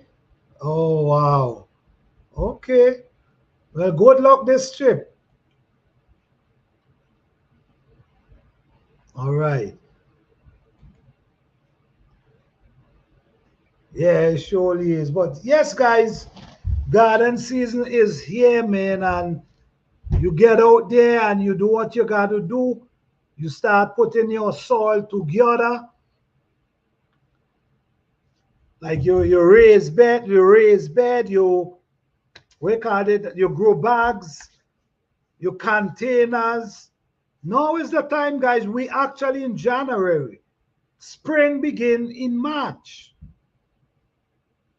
So get it, start putting it together now.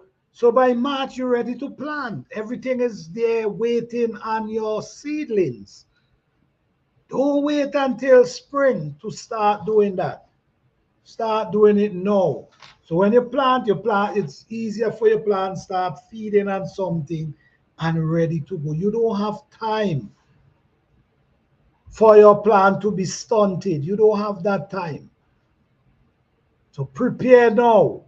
So when the spring come, you're good to go. Because what I'm doing now, what I'm doing now, I'm actually right now putting, I already plant a lot of food already. I wanted to plant some edo this morning, earlier today, but the soil was kind of tough. So I say, you know what? I ain't gonna worry with that. But I think now is the time, man. This garden season, to me, it might be challenging, but let's just get up, go out and do our thing. If we got to deal with what comes, we just got to deal with it. I talk to them jokers when I plant them. They have to obey me and produce my food for me. All right, okay. All right. I personally try to plant nothing and they produce. I don't I don't want to hear that. So I try my best to make sure I do as much as I can, that I can get production. Because I ain't going to be satisfied with a pepper tree giving me 3 peppers. I'm not going to satisfy with an okra tree giving me 3 okra. I'm surely not going to satisfy. You see what I'm saying? So putting in the extra work really helps. And the thing about it is, man, every year while you're growing a garden, every year you want to learn something every year, but it also get easier every year. You open your mind to learning, so you're gonna learn something every year, and what you learned before gonna become easier. If you're doing gardening and you're not learning nothing every year, I don't know what to say. Because I could tell you I learn something new every year, and not just one thing, more than one thing. Because when I start the year, I open up to what am I learning this year? What am I learning this year? So I already open up myself to learn new things for the new year. And always try things, try different things. Because at the end of the day, you want to see what works best for you. We all in different zone. Some people got to bring out their plants later than some. So at the end of the day, is what work out for you. This is why you got to try different things. Plant in your area. You plant, if you're growing peppers, if you're growing tomatoes, if you're growing different type of thing, you set some in the full corner of your area. Wherever they strive best, that this way focus on the following year. Okay, well, I see they did well here. So you know what? I'm gonna grow them right here. And see what could become of that. And if you see they continue doing wonderful there, that's your spot. I guess they love this area right here. So it's all about studying and pay attention. That's how you see production. If you're growing collard greens in an area, or you're growing cabbage, you're growing broccoli in an area, and you see it not doing well there, shift it around, put it somewhere else in a different area. See how it works for you. Wherever it works, that's where you plant them. So that's like this is what I used to do. I used to go around. I used to like I'm gonna plant a pepper in this area. I'm gonna plant one over there. I'm gonna plant one. I'm gonna plant one. And this is how I'm testing the space. In this area now, I'm gonna notice that the pepper producing, but it's not that tall. But it is producing, but it's not that tall. Up this side, it is producing, but it's taller than the other one. Over here, it is producing, but there's big trees. So what you think I'm gonna plant? I'm gonna plant where I'm getting the trees. So it's the location and the sunlight. Sunlight is very important in your garden. And peppers, the next thing again, pepper love plenty hot sun. So make sure you put them in an area where they could get a lot of sun. Okra love plenty hot sun. Tomatoes, plenty hot sun. So you see, these plants that love hot sun, you got to place them where the sun shines the most. Broccoli, they don't love hot sun. From my experience, they don't do well in hot sun. They prefer the colder weather. From my experience, even cauliflower, they prefer colder weather. Kale, spinach, they prefer colder weather. So if you're growing them You put them maybe in a shaded area instead of where the sun is penetrating, because they don't love it. The pepper love hot sun. Okra love hot sun. They could never get enough hot sun. That's where you put them.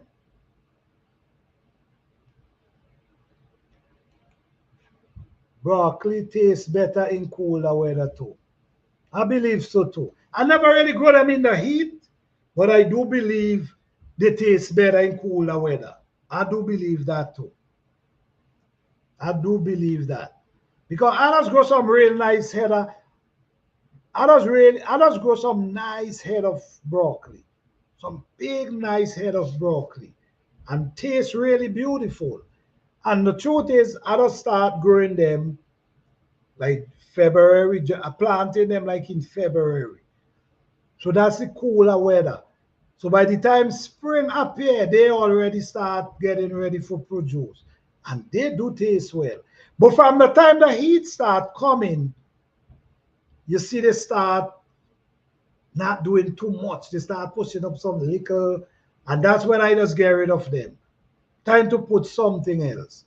So the thing about it, you got to know what type of plants is important, guys.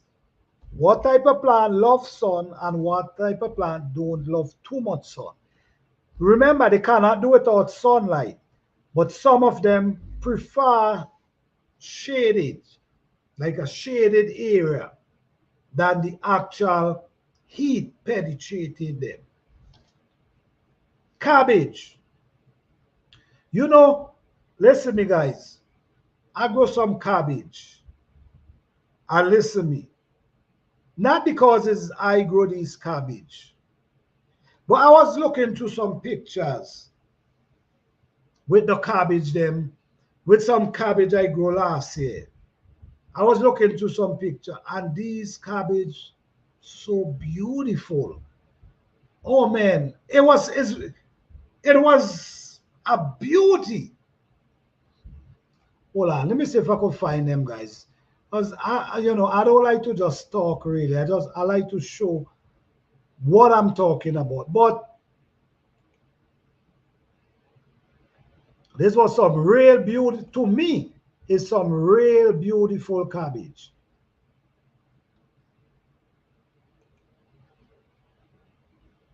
Okay, give me 1 second.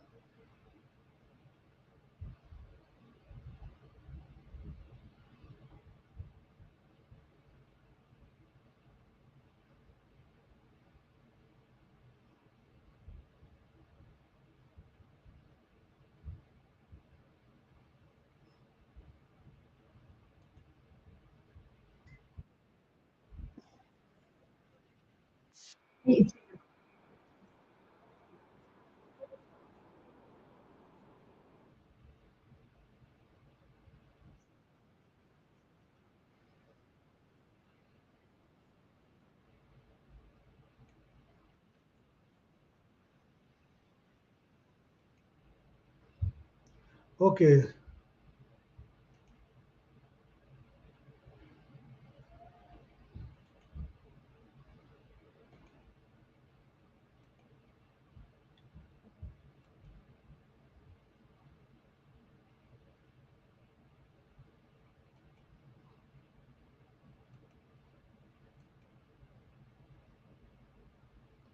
Okay, hold on. Let's look to this cabbage, right? This is a huge cabbage. I don't know if you guys can see. This is a huge cabbage. This cabbage look just like one from where you could actually go and buy from them places. Look at the size of this. Organic grown, natural grown, no chemical. This one as well. This is another cabbage here. We also have more cabbage here. You see the worm was messing with them, but the birds come and clean them up. This one again, they might lick a soft, so I really don't want to. You see? Okay. Okay, what I'm saying is, when I plant cabbage, the reason why I'm showing this cabbage, if I plant cabbage in August, September, the cabbage them does bolt. In order for me to get cabbage, I got to plant them January, February, in the winter, in the heart of the winter. And when I do that, my cabbage and them does be so beautiful, man. And some people could plant them in August, September and get, but mine does bolt and turn and push the seeds. Another reason for that, but my real time is January, February. I plant cabbage them time, beautiful. Hey, Epic Son, how you doing? What's going on? Okay, let me see his question. Have you heard about acid versus alkaline food? No, not really. Not really.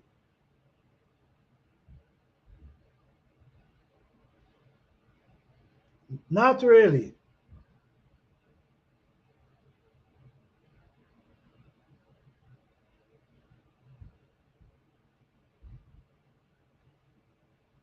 Yes, so why not, why I tell you about the cabbage? The heat forces, all right, okay. If you say the heat forces the plant to bolt, mine bolt, but other people might be successful. But why I bring up this topic, right? Because I know I was now mentioning to you guys, do what works for you. And you got to try different things, right? If I plant cabbage in August, September, they're bolting. But if I plant them in February, January, February, I'm able to get beautiful heads of cabbage. So you see, I switch from August, September, October to a time where I get beautiful head of cabbage. So this what I'm saying is, in your garden, you got to check and see when you're supposed to plant certain plants and it do well. Where in your garden you're supposed to plant it, where it do the best. That's your job. That's where you become your scientist in your garden. Or no, you trying things. You want to see what works for you. Why you think I can tell you I'm gonna grow an 8-foot pepper tree? How you think I could tell you that? Because I already know what I have to do to get that done. I know where. Because you got to be facing in the sun. Important. So this is the thing about gardening. It's about knowing, experiment, trying. This is your garden. You got to know where your pepper do the best, where your collard greens do the best, do their best, where your herbs do the best. This is your job. Because at the end of the day, you is about production. Okay? And I will always mention, I understand it's not easy to go 100% organic, especially you don't have access to certain things. Just do as much as you can.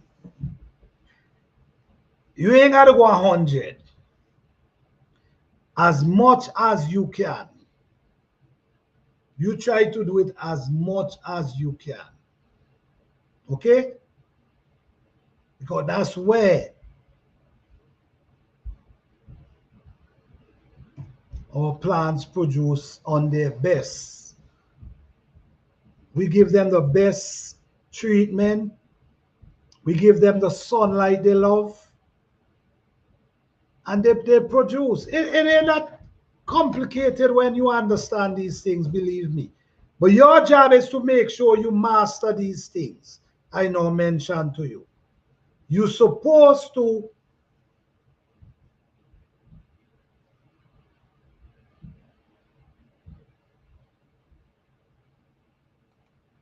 Epic Son. I will subscribe and hit the notification for this channel. Thank you. I appreciate that. Thank you so much. I truly appreciate that. Thank you.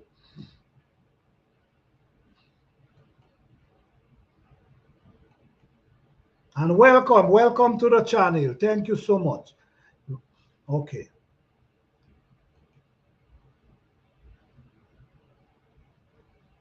And now we have, okay, some people are going to be start planting in April, and some people are going to start planting in May. So for the people who are going to be planting in April, listen to me, I think you only have April, May, June, July, August, September, maybe till October. You have 6 months. So within the 6 months, you got to try to grow as much as you can. And the next thing again, what you got to study, right? The next thing again, what you got to study the time of how much days the plant take to produce. Some plant take 45 days, short crop. So after your first crop, you got to be ready to put in a short day crop. We might be 45 days. You cannot put in long day crop with 90 days, 120 days, because you're not going to able to harvest too much because the frost going to hit you. So these are things you got to study too. After your first crop, you got to be able to come with a crop that could produce fast. String beans, these are fast crop that produce fast. Cucumber, that's another fast crop. These are things you have to know. Cucumber, you could start cucumber early spring. You could even do a second crop of cucumber if you like. Same thing with spring beans. So, like if you have seed packs, look at the pack of the seed and see how much days before harvest, from sowing to harvest. Check how many days you have left before you frost, and see if it's worthwhile sowing this seed. So it's many things. That's why sometimes it's good for write down certain things. It's good to jot down things so you could remember things to do. Because once you master these things, it's become easier for you to deal with. Way easier.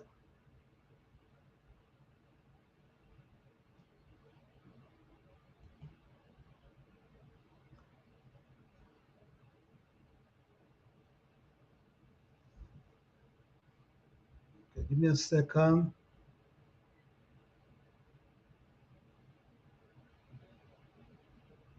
Now I'm going to show you a few videos where you could go and find certain things. Let me see if I could find it here. Give me a minute.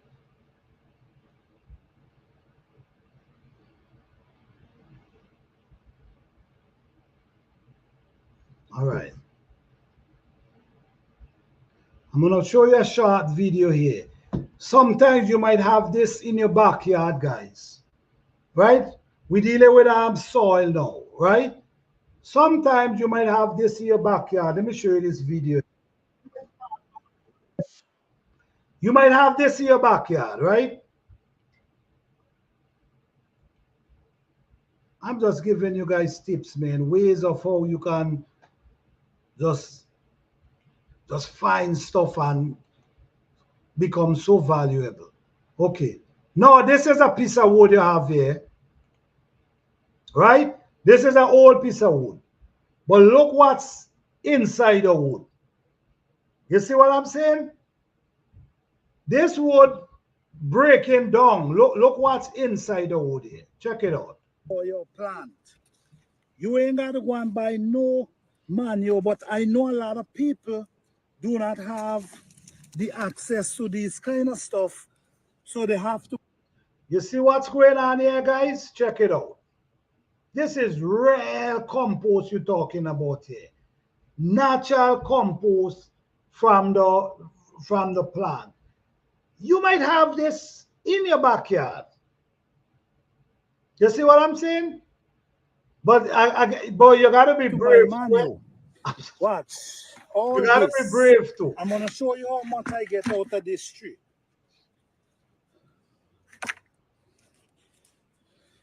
This is tree. I had this tree rest down for a few years. And now I decide, okay, I'm gonna see if I can get manure from it. And this is very healthy. When you plant and throw this around your plant, listen me, is nothing. All right. Okay, guys, I'm just giving you guys insight, man. You know what I'm saying? I'm just giving you guys insight of stuff you might even have right in your backyard and don't even know it. But the thing is, you got to be brave. You know what I'm saying? You got to be brave because to see a big log and decide to go and dig it out, you got to be brave. But this is what you could get from these plants. All right? You're welcome, Epic Son. You're welcome. That's black gold right there. That's what I'm talking about. You see? If you have these things around you, this is, you understand, you could just go and scrape them out. All different bugs, they're breaking it down. It looks so dark and, yeah. This, I just use this, mix it with soil, and set seed inside it. You don't want to see how them thing healthy. Wow, screen look hazy. Let me go out and come back.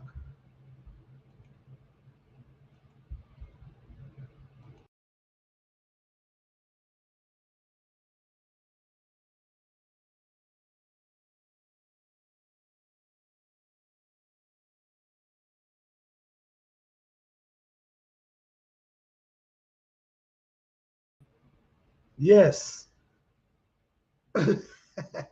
Somebody said they're scared of snake. You're scared of snake? Well, you got to get somebody to do this for you. But I'm just showing you what you could get from out of these, you know what I'm saying, these trees, if you have the access to actually use them. I'm going to show you another video again where you could find, and I'm sure many people have these things. I'm just trying to show you guys natural resource that you might have in your backyard.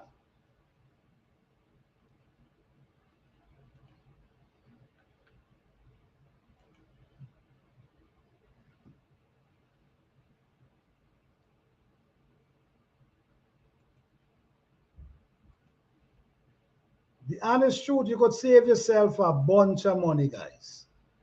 A bunch of money if you're willing to put on your water boots and your machete. Yep, you could say, or if not, you could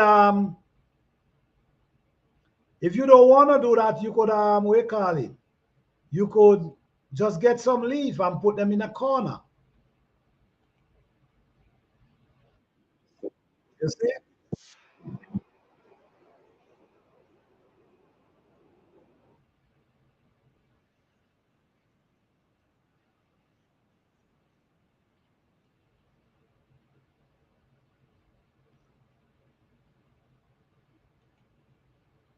Okay, let me show this. Hold on.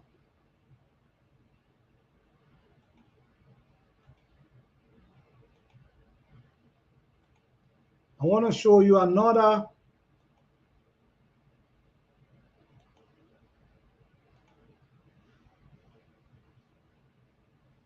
Let me show you a next place that you could actually find a bunch of beautiful compost that people not even, some people not even aware of. Watch it.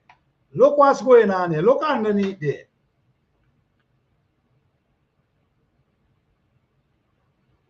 This is pine needle right there, guys.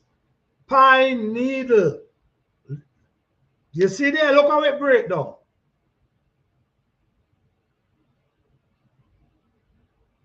That's pine needle right there. This is what I'm trying to tell you guys.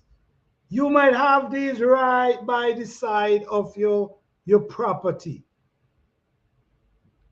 You could just grab a bucket, some gloves, your machete, and you just go and scrape up some. This is what I do, guys. I'm not telling you guys to do that because I don't know if you have snake and thing in your area, and I don't want you to go out there and get harm. So you see, look at this. Look at this. Real compost you're talking about.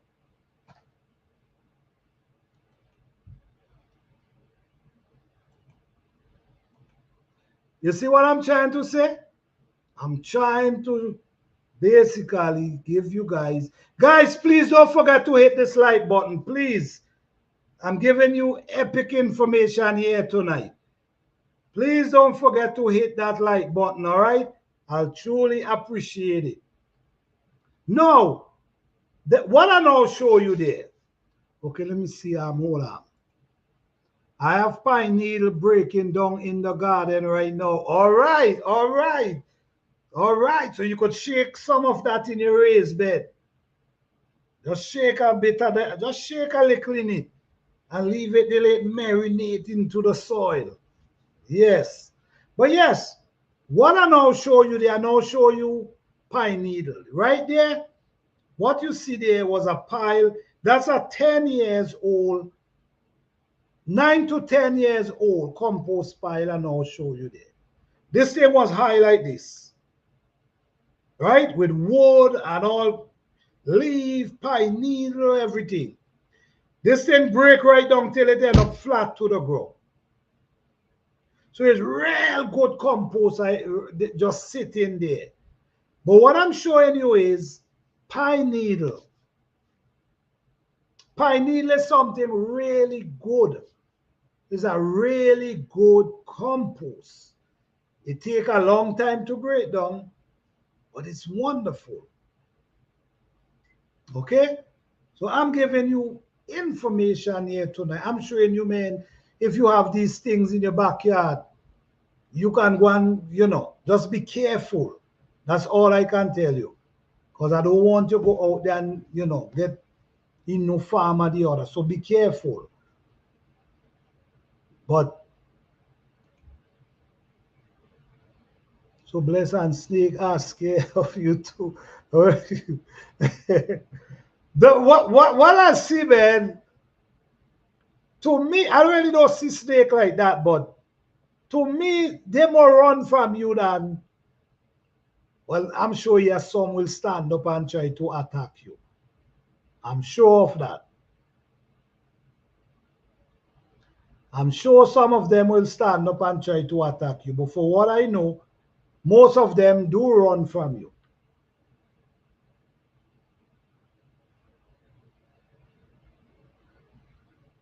Yes, most of them do run from you. But at the end of the day, what you gonna do? You gonna be scared of a snake? Or you gonna put on your water boots and go out there and get some free natural compost? What you gonna do, man? Let me know. Well, I want compost. And believe it or not, I walk out there without any fear. I don't go scared. I just grab my bucket, whatever, and I just go with my machete, and I don't. When you get fear, that's when you start to see all kind of stuff. It's like because you're scared, it's like you drawing them to you. You see what I'm saying? Because you scared as hell them, and you looking for everything. My God, I want. That's when you start seeing them, and you know certain things feed off of your fear. You see, you fear, they feed off of that, and it's like your fear is drawing them to you. But when you stand up bold, sometimes you know they might see you and start backing away, because you're not pushing off that fear energy. You know what I'm saying?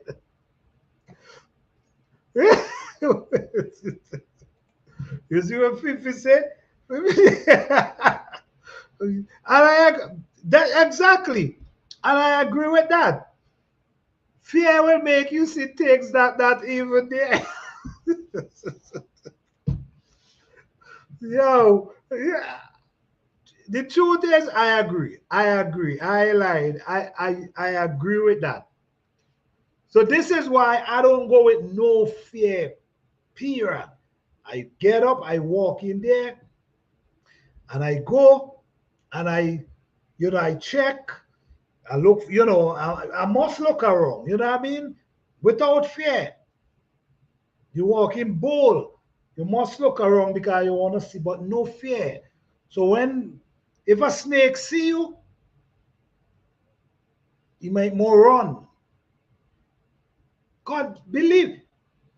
And this is the thing. Believe it or not. These animals, these snake, whatever they are, believe me, just like how we have sense, they have sense too. You see, like dogs, they say dogs feed off of your fear. Maybe they do the same. Who knows? So I just walk boldly without any fear at all. And go and get my compost with my bucket, and I just shake it in my bed because that's what I want. But yeah, man. But yes, guys, you can have these things right in your backyard and don't even know. You see, you don't have access to other things. You have access to chicken manure, you have access to cow manure, you have access to rabbit manure, you have access to none of these things. But you could go rake a few leaf. You could go rake up what we call it, pine eagle, go on a pine eagle tree. Rake off the top, scrape off the bottom, and you get real compost there. So this is ways of getting it natural and ain't pay anything for it. I went to the store the other day because I wanted to do an update video on like people who go to the store. And I'm looking at the bags them, man, and man, some of the bags you could naturally feel the wood chip in the bag. The natural wood chip. It ain't even break down. Many of these things, what they just grind them. They don't break down, they just be wood, but they grind them. So even though if you decide to go, this is why I always say, start your compost in the spring, in the fall, or the winter. Because even though it's wood and it grind up, it still got to break down. It might break down faster, but at the end of the day, it still got to break down for feed the plants. Under these leaf, man, you have stuff already break down and ready to go. Already break down, ready. If sometimes, watch me, sometimes when you get the compost and you wet it, man, listen to me, it's like it melting. You see, when it break down and like you throw some water there and it's like it just melting and turn juice. So that ready from the time you mix it with the soil and it start getting wet, that ready to feed the plants. So this is when you look into buy compost, if you go into the store and you look into buy compost, you got to look at the one that breaks down, not the one you still seeing wood into and stick. You want the one that look like it break down, it's ready to do something.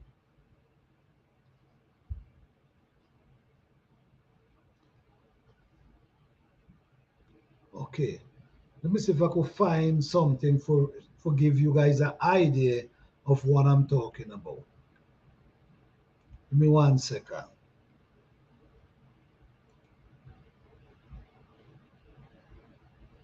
Give me 1 second, guys. I just want to give you guys, give you guys a more idea of what I'm really talking about, because if I show you, you see more. You get a more understanding of what I'm saying, because this type of compost, man, is just amazing, man. Give me a second.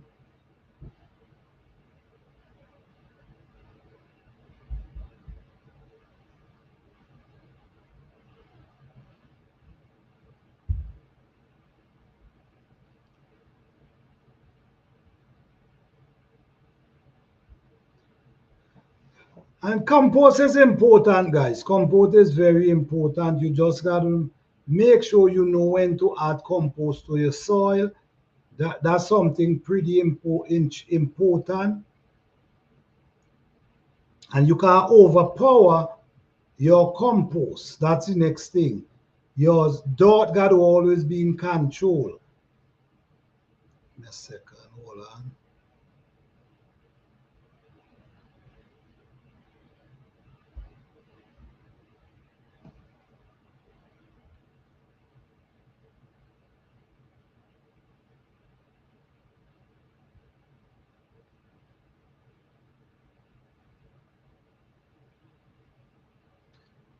A second, guys. I'm coming. Give me a second. There's so much video, boys.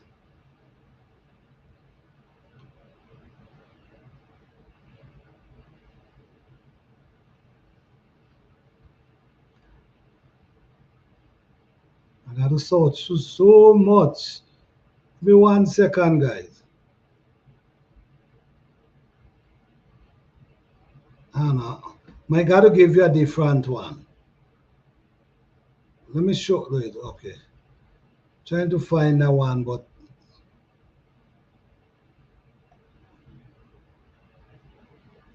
okay, give me a second, guys. Sorry.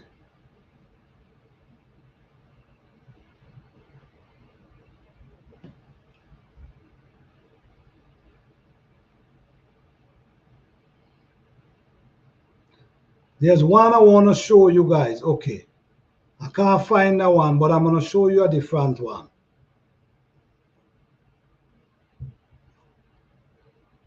Okay, let me show you another place where you could go and find compost.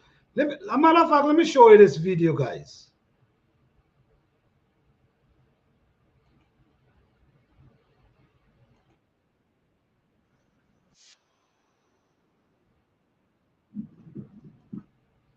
Okay, let me show you this video. All right, sorry for that, guys. Hold on. All right, sorry for that.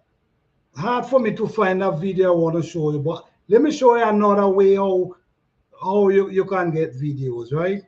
Get compost. There's so many ways. You just got to be, like I said, you can't make yourself full of fear. Look what I'm getting here. You see, I move with a wood and watch. Look what's under there. You see? That's a rotten wood breakdown there. You see? That's a tree body breakdown there. You see look at that thing. You see that? This is a rotten tree trunk that I leave. You see, look at that. I take The tree trunk break down. That tree was there for years. But it break down. But look what's there now. Okay.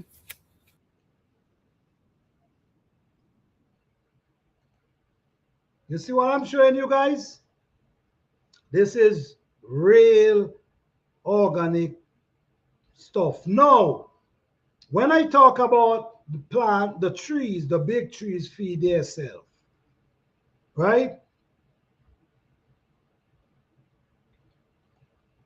Yeah, that's some real. That's it. That's Fifi. That's a tree that break down. That's the tree itself that break down. That's the compost there. That was a tree fell right there. So when you move the tree, all that just right there. I'm showing you guys real serious stuff here. Beauty, yes. Yes, that's some real stuff you could find them in. So you just gotta be brave. I'm saying, but I'm not telling you guys to go in the bush and look for it. I'm not doing that because I don't know what's in your bush. Okay? I don't know what's in your bush, so I'm not telling you, but these are, you could get beautiful, rich compost. Now, when I say trees feed themselves, somebody might say, what do you mean trees feed themselves? Yes, they feed themselves. How trees feed themselves? All the leaf that they drop on the ground. Sometimes a big tree might fall down, right? Big tree might fall down, and that just rotten right there. That just break. Do you ever see a tree fall and then watch it just break down to nothing? I see that before. It take time to break down, but I seen it.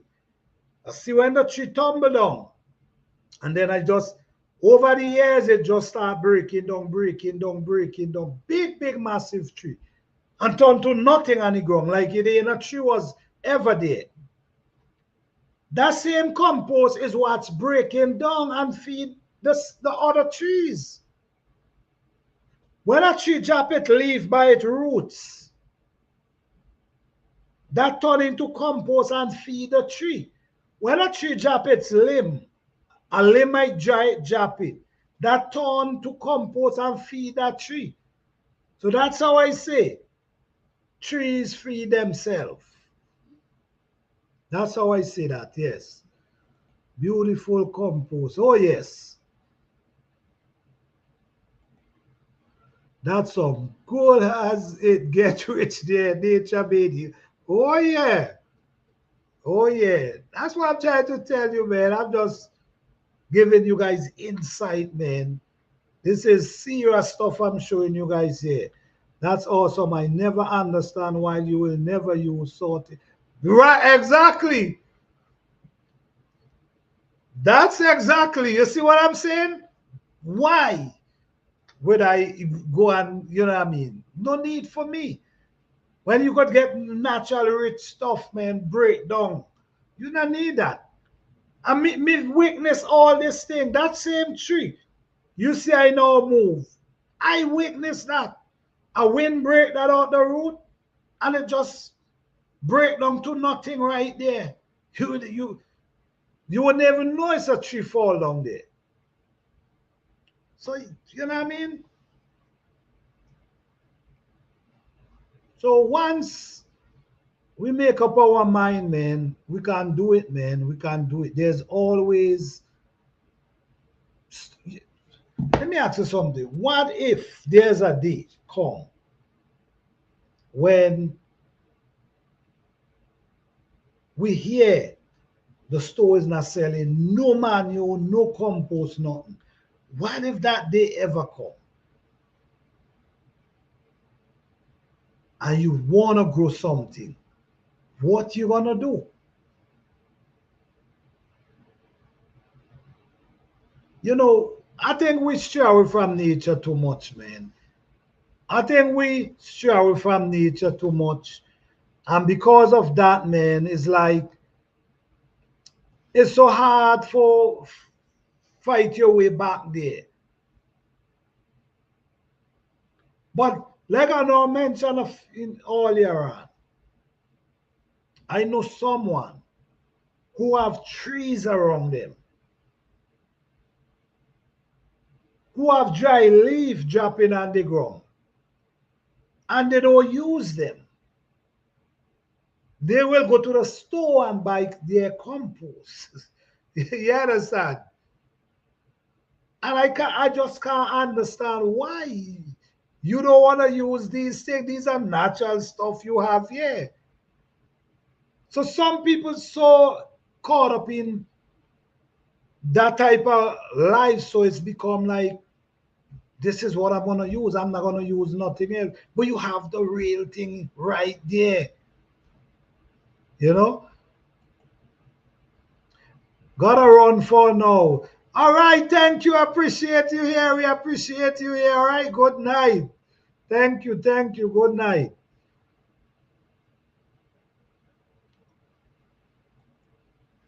Most people are sleep walkers.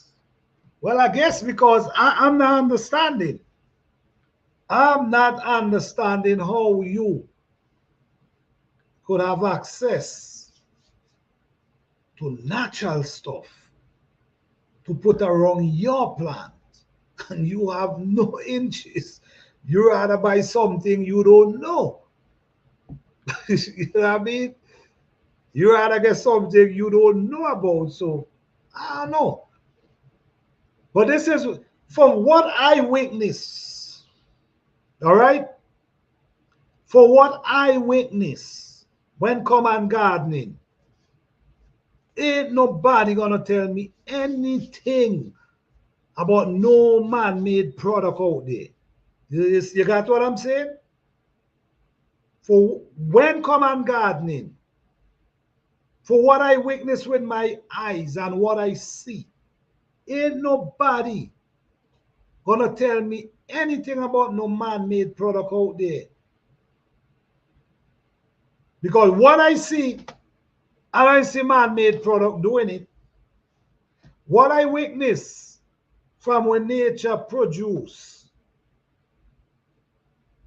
and the kind of stuff comes from when nature produce.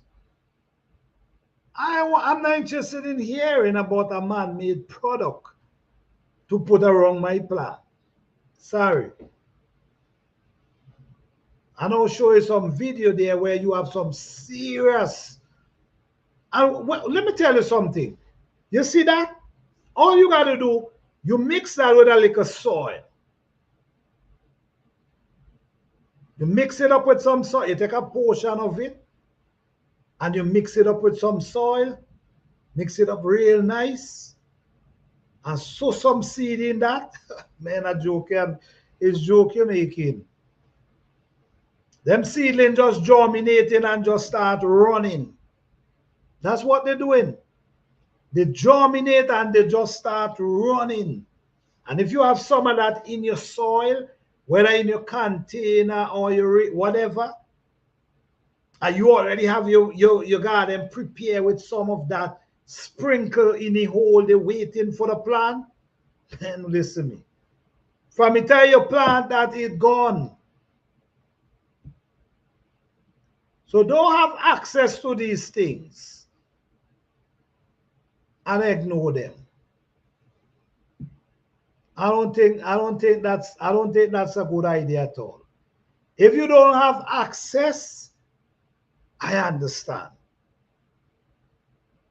You see, but once you have access to it, don't ignore them. Because it's serious. Listen me, guys.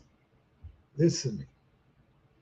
I could speak with confidence with what I'm saying here to you.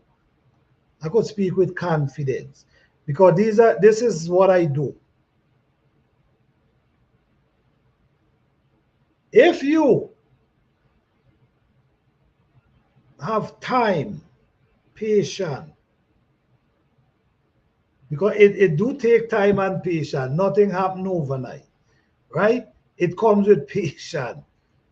You know, it's not gonna happen overnight. But you gotta have discipline too. Because if you don't have discipline, you could be watching someone else. You focusing on certain things, right? And because you don't have discipline, you could be watching someone else. And you catch yourself straight off of what you're doing and start to focus on next year you find yourself forget about the natural stuff you know. Then you start to buy something you hear somebody talking about over there, forgetting that you have the natural stuff right in your yard or right close to you. But I'm not here to tell you not to go to the store. That's not what I'm doing. Everyone got to make their own choice and their own decision. My thing is, if it's there, why not? That's my opinion. But I'm not saying a person should do it. Okay? Okay. Let me see if I find another video because you guys. Oh yes. Oh yes. It's out there for real, man. Distraction is out there for real. For real. For real. All right. You guys amazing. So I'm gonna give you guys another video. Oh wow. Thank you guys for the 26 likes. Wow. Thank you guys so much. I appreciate that. Thank you guys so much. Truly appreciate each and every one of you. Thank you guys. Hey, Alton Cathy, how you doing? What's going on? Thank you for being here. Happy New Year. Yeah, guys. Thank you guys for the 26 likes. I truly appreciate that. Let me find a video for you guys again.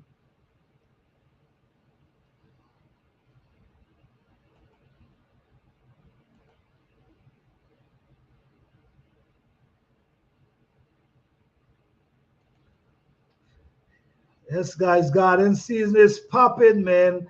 It ain't fully here, man, but it's coming. And you know what? I forgot to mention, guys, I don't know if everybody in here, but we have a Herb Garden Challenge coming up on the 5th, on the 4th of March.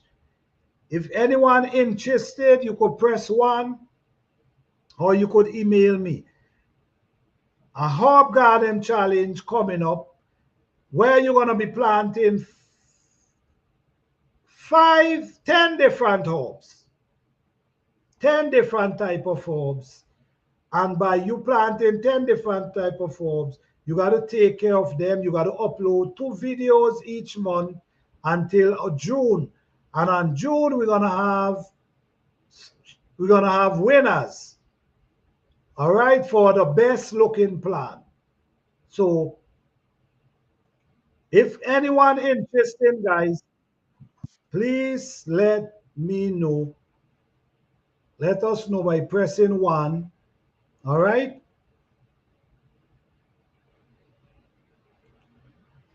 All right. Thank you, Fifi Johnny. That's the email. You could always email me and let me know.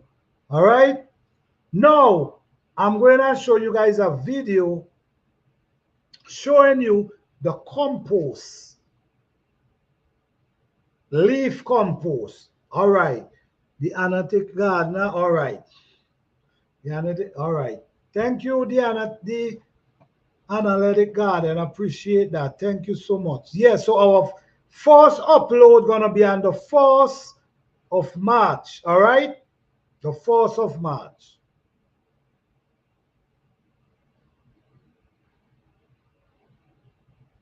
Okay, guys. Yeah, let me show you this video here. What I was talking about.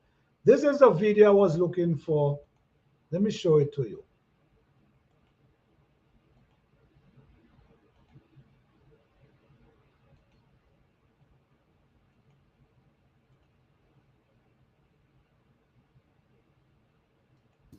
and TV. How you guys doing?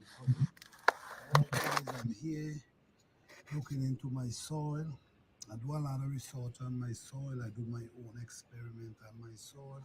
So I have some idea about soil, and I want to show you guys the difference of these two soil. Okay, this is dirt. This is regular dirt. That's right here. This is dirt, and both of them are wet, soaking wet.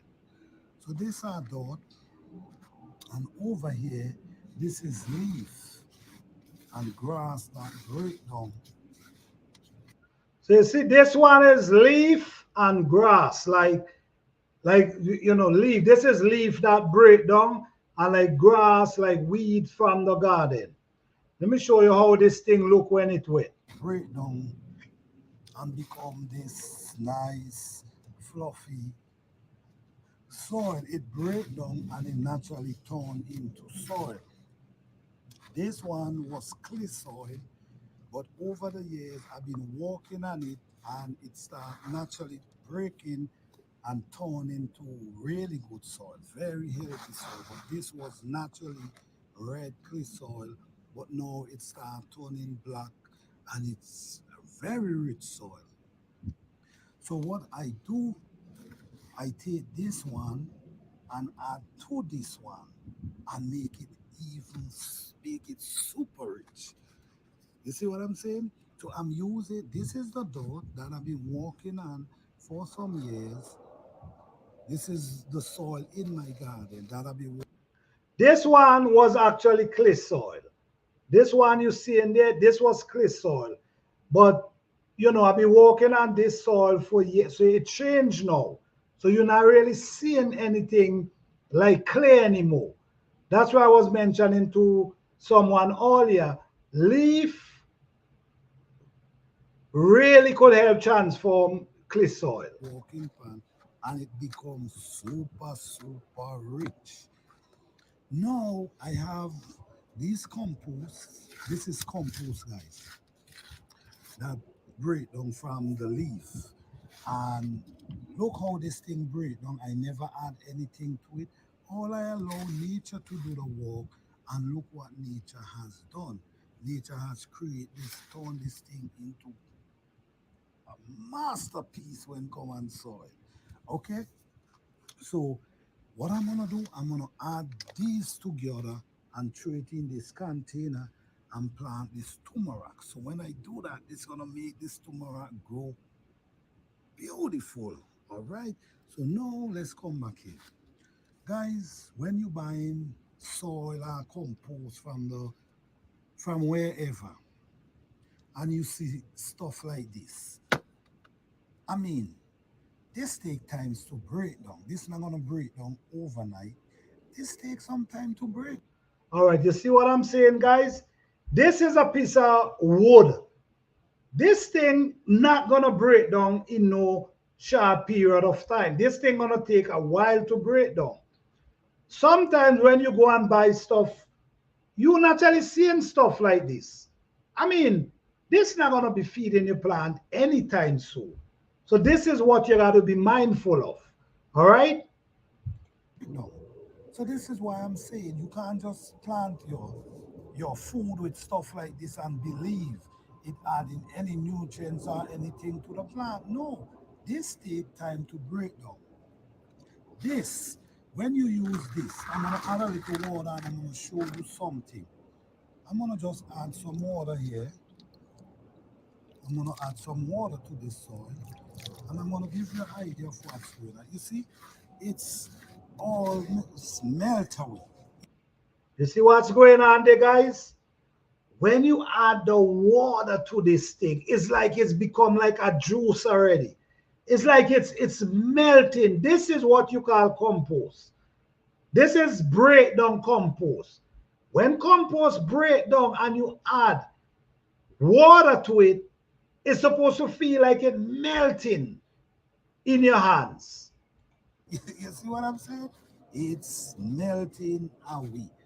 Just by adding the water, it's melting. And look, the juice. You see, look, the juice. It's ready to feed the plant. Okay, but when you use these other things, it not gonna look like this. Because why is not gonna look like this? Because you still getting these wood chip that take time to break down. Look at this. This turn like soup. It turn like juice. It turn like it's ready, naturally ready to feed your plant. So now your plant could be sucking minerals, You see nutrients how it look? from Look at this. it. You see what I'm saying? Look at it. You see? Look at it. It's ready to feed the plant. Just by wetting it, look how it turns. Look how it turns. Just by wetting it. Full of nutrition. Ready to feed your plant. This is what I'm talking about. Over here. Okay.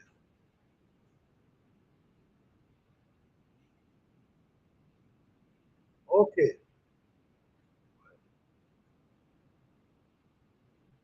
Okay. You see what I'm saying, guys? The compost. When you're buying compost, it's supposed to be ready to feed the plant. You see how when you wet that, you notice when you wet that and you press it in, how it's it's like it's soft. It's become like it's ready to push out the nutrients, ready for the plants. That is actually grass and weeds out your garden and leaf. That's three combination breakdown there together. You see the looks of that? When you put that in your soil, man, and it just changes your soil. Automatically change your soil. Your plants them love it. All right? So just giving you guys some hint, man. And like I say, I don't just like to talk, I like to show what I'm actually talking about. Okay?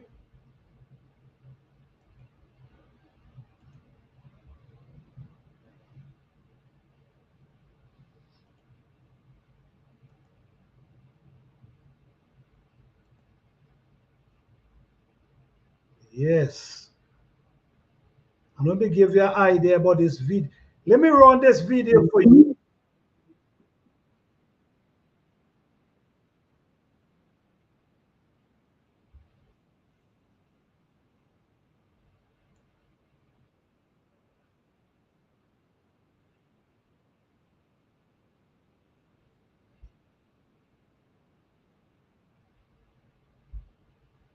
Okay.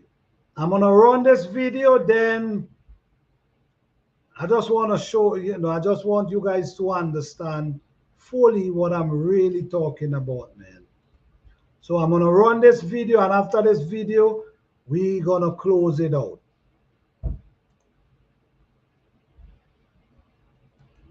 Guys, we in the fall, and guess what? Guess what? It's garden season. This is when my garden season begins, guys. This is when my garden season begins.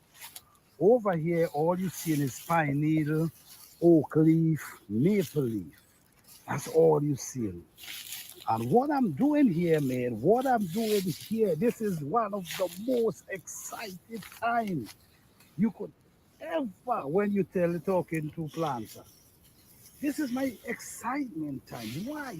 This is when I'm starting to get my soil together. So now, this is what we do here. What we doing now, we actually pulling up the container and we taking it to our raised bed. Now, guys, I do it the manual way. I like to do it the manual way. If you notice, I got my rake. And I just rake what I can, and I'm trying to stay away from the lawnmower gas and all this kind of stuff close to my garden. So I rather do it manually and get it done. So right now, guys, what we're going and do today, we're going and start preparing our Hey Mike, what's up, man? This is what we're going to be doing. We're going to be preparing our soil in November, and this is what I need to do delivery. So what I'm gonna be doing, I'm gonna be packing these leaves. All right. So as you see what I have here, I have an avocado tree, and I'm not planning to take this avocado tree indoors. So I'm taking these leaves and I'm pulling it up right around the avocado tree, and kind of, because I'm not taking it inside. So these leaves gonna kind of warm it up and also become compost for the avocado plant. It's looking green, even though we see the weather was kind of challenging. It's still looking green. No signs of burn, no sign of everything, but it's still looking good. We planted pretty deep and we put a lot of leaf around the roots. So we want to protect the root system. Okay? Once you protect the root system, you stand a chance. You stand a way better chance of saving the plant. So this is what we do. We take Hey, these, Mike, what's up, man? and this is what we use for compost. That's all we do. Once these things break down, I mean, look at the amount of leaves and grass. Once this break down, guys, once this break down, you will be surprised what this can do for a garden. So what I'm gonna be doing, I'm just gonna be putting them in my raised bed around my plants. Them. Hey, This oh, is man, not how you to. doing? Thank This you is for really coming. not What's to up? say to protect them from the weather. This is actually to maintain the soil. So what I'm gonna be doing, I'm gonna be adding these to my raised bed and just leave them. Then I'm gonna add some soil on top of them, right? And once I add the soil on top of them, this gonna be my compost. I don't want to put too much because I don't want the compost to overpower the soil. I just need a thin layer, just a thin layer of this in the garden. I don't want to go over here because over here is a lot of mint. So I don't want to put much because I want my mint and them to grow. But what I'm doing here, I'm actually creating compost for my garden. Now by spring, this mightn't break down in the spring, but within the spring, what's gonna start happening is gonna be breaking down. And while it's breaking down, it do let go nutrients and mineral while it's breaking down. So at the same time, it's actually feeding the soil. Recordings just got.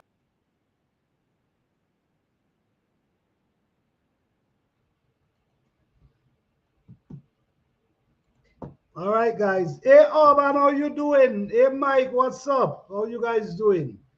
Yes, guys, this is just ways of me doing my garden.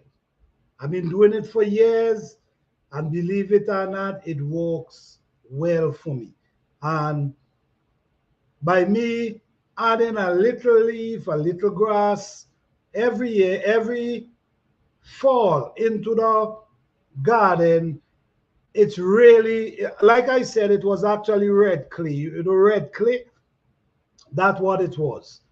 It was red clay, but I decide I'm not using anything nobody recommend to me to use to fix no soil.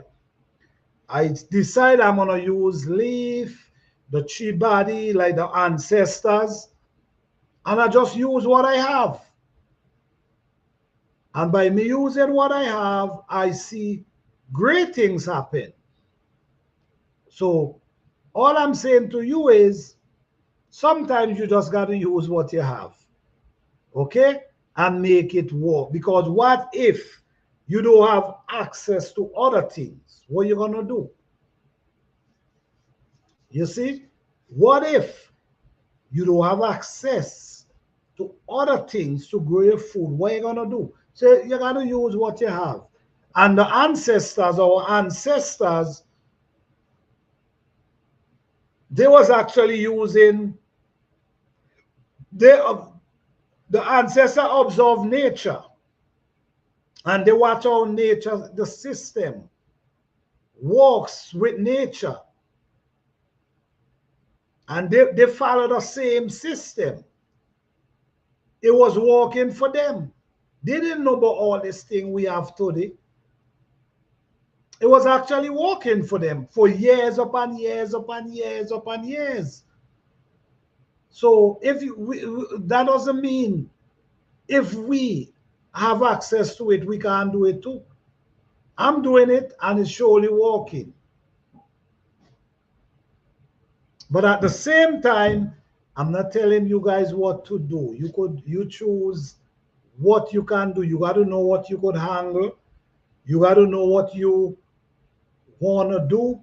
You got to know what you're capable of. So you understand, maybe you ain't have enough time. So I'm not here to judge. You do whatever you feel like. I'm just showing that there's other ways. And it's not like these ways now invented. It was from way back.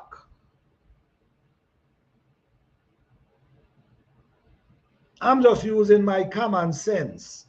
Because don't get me wrong, I grew up using we used to use fall chicken poop, cow manure, goat manure, rabbit manure. We have access to it. Because we used to rear them. So we have access to them. So my parents them used to use them. So I know about them. But I don't have access to them. So I go beyond them and went back beyond them where the ancestors them was actually observing nature.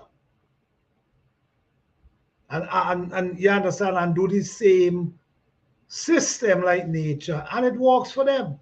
And I'm proving today it still works. It actually still works. So it's a simple process. It's just gonna take time. But what I love with this process,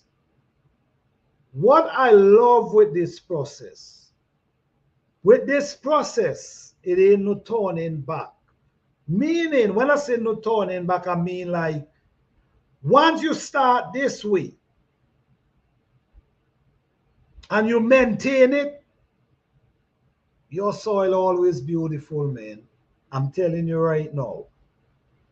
It's always beautiful because whatever you add into your soil is natural. You see, so the more natural you add, the better your soil get, the more beautiful it get, the more richer it get, the more richer looking, the more healthier looking it become. But it takes time. Okay? And when I say takes time, I'm not telling you 10, 15 years. Within 2-3 years, you could get your soil together if you stay focused and ain't get distracted and make nobody drag you onto some thing somebody make and then it start messing with your soil. Okay? But at the end of the day, I also understand not everybody have a forest around them. I also understand not everybody have a backyard with space. I also understand not everybody have trees that they could just go and rake leaf. I also understand that. That's why you got to do what you can do and what available to you. So if you got to go to the store, you got to go to the store. You see what I'm saying? So don't think I'm just basically showing what I'm doing. So if you have access to them, maybe you could try it too because it actually works. Okay, this is why I like to show my proof. This is why I like to go to a video and show you what I'm talking about, because I want you to understand. I want you to see for yourself that it works. The weeds you pull out of your garden, you could throw them in a compost pile, allow them to break down, and put them right back in your garden. All that's compost right there. If you have leaf fall in your yard, scrape them up, put them in an area, they're gonna break down without you adding any type of worm or anything. Them worms gonna find themselves right there. So we can do it. And guys, as we see the weather is, I'm hoping that we're not gonna be facing a late frost this year like last year. I'm hoping we're not gonna face that. We gotta start to invest in frost cloth. You know, we gotta start to invest in frost cloth. Why we gotta start investing in frost cloth? Because if we keep getting these late frosts, then we're not gonna be getting our fruits. So once we hear a frost is coming, we make sure we take with frost cloth and throw it over. Don't make it touch the plant, but at least, you know. So we protect. So when the frost pass, at least we know it's going to protect our little fruits or our little flowers that's on our tree. You see, instead of we just leave them. Because if we do that, we're going to keep losing. And the way how things going these days, you just never know. The way how things going these days, we just never know, Star. We don't know what could happen. We don't know when we're going to get a frost. We just don't know. So it's best we be prepared. You know what I'm saying? At least for if you could buy one, you buy one.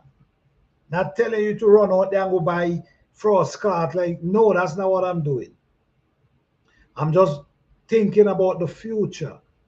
If we are with fruits and we want to grow them, that's a way how we're able to get. Because remember, last year, there's a lot of people lose fruits. There's a lot of people lose fruits last year. Lots of people. Because of that late frost. And the thing is, when this late frost come, it could come meet your plants with fruits. You see what I'm saying? And once it have fruits and the frost come and hit it, you're going to lose all that fruits. The same thing if it have flowers and the frost come and hit it, you're not going to be getting the fruits. So these are things we have to look at. And guys, our pollinators is decreasing. Our pollinators is decreasing.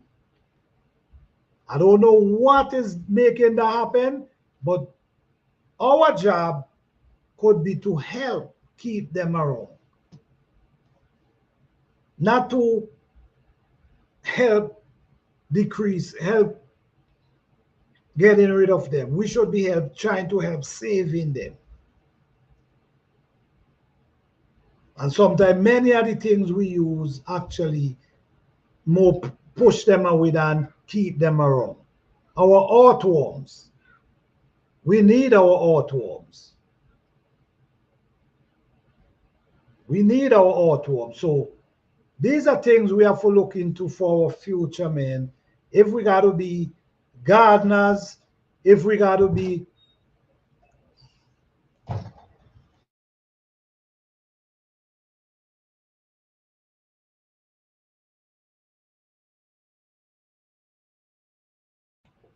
yes, if we got to be gardeners, if we got to be people who want to produce our own food, we got to look into our own future. Wait, how the thing gets so fuzzy? Hold on for me, guys.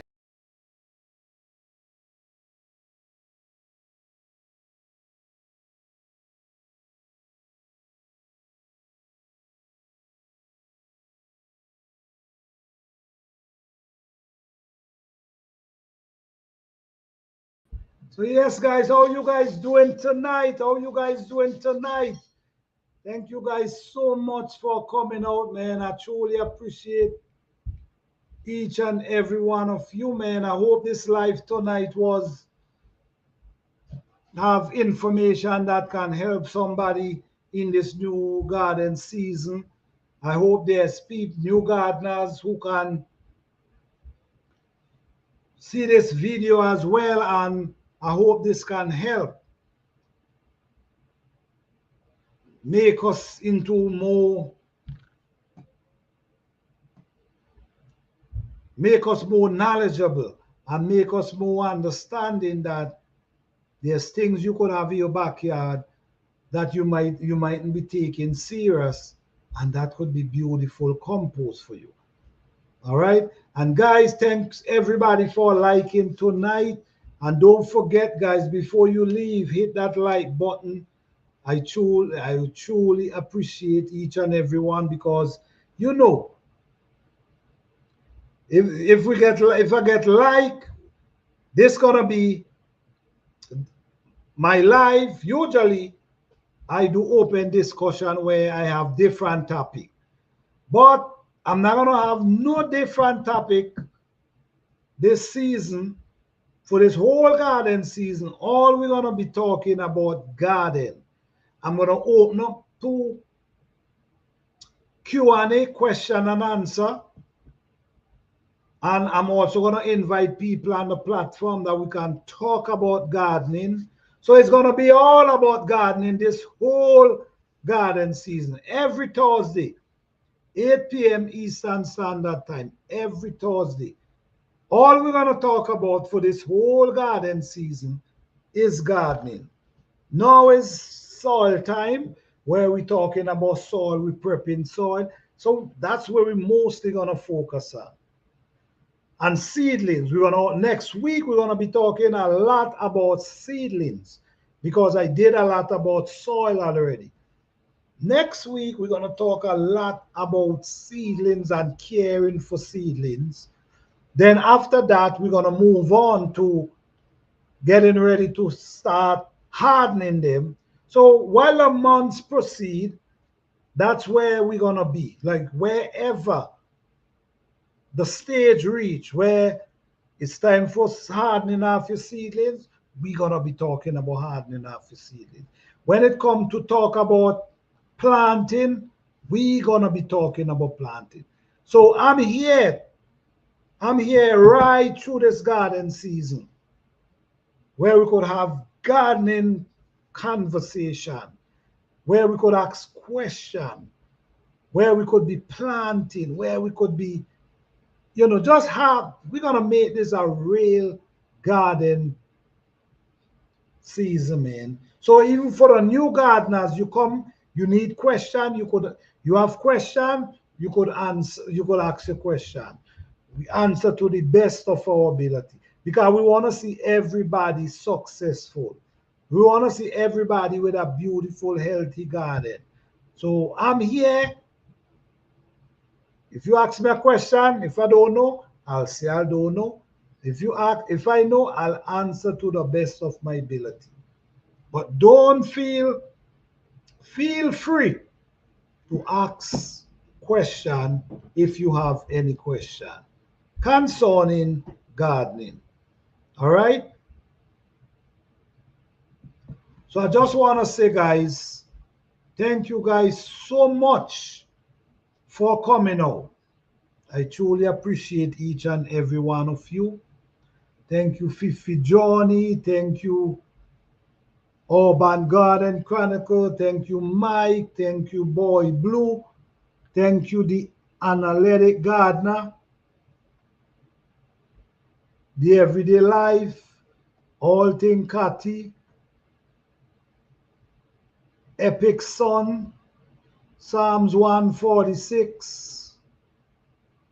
If I miss anybody, I'm sorry, guys, but I just want to thank each and every one of you. You're welcome. You're welcome. I just want to thank every one of you, man, for supporting and being here with me tonight. while I share these information. I think it was a wonderful live. The chat was amazing. And what I love about the chat, there's always information in the chat. So it's not just me you're getting information from. You also could get information from the chat. You also could ask questions. People, this is what I love about this garden we have going on, because we feel free to answer a question for people. Nothing wrong with that, because we want to see everybody successful. All right. So thank you, Fifi.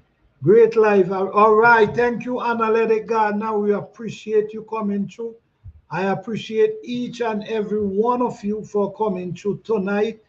And I hope to see you guys next week, because next week's going to be interesting again, because we're going to be talking about sowing seedlings, how to take care of seedlings, how much water we should give our seedlings.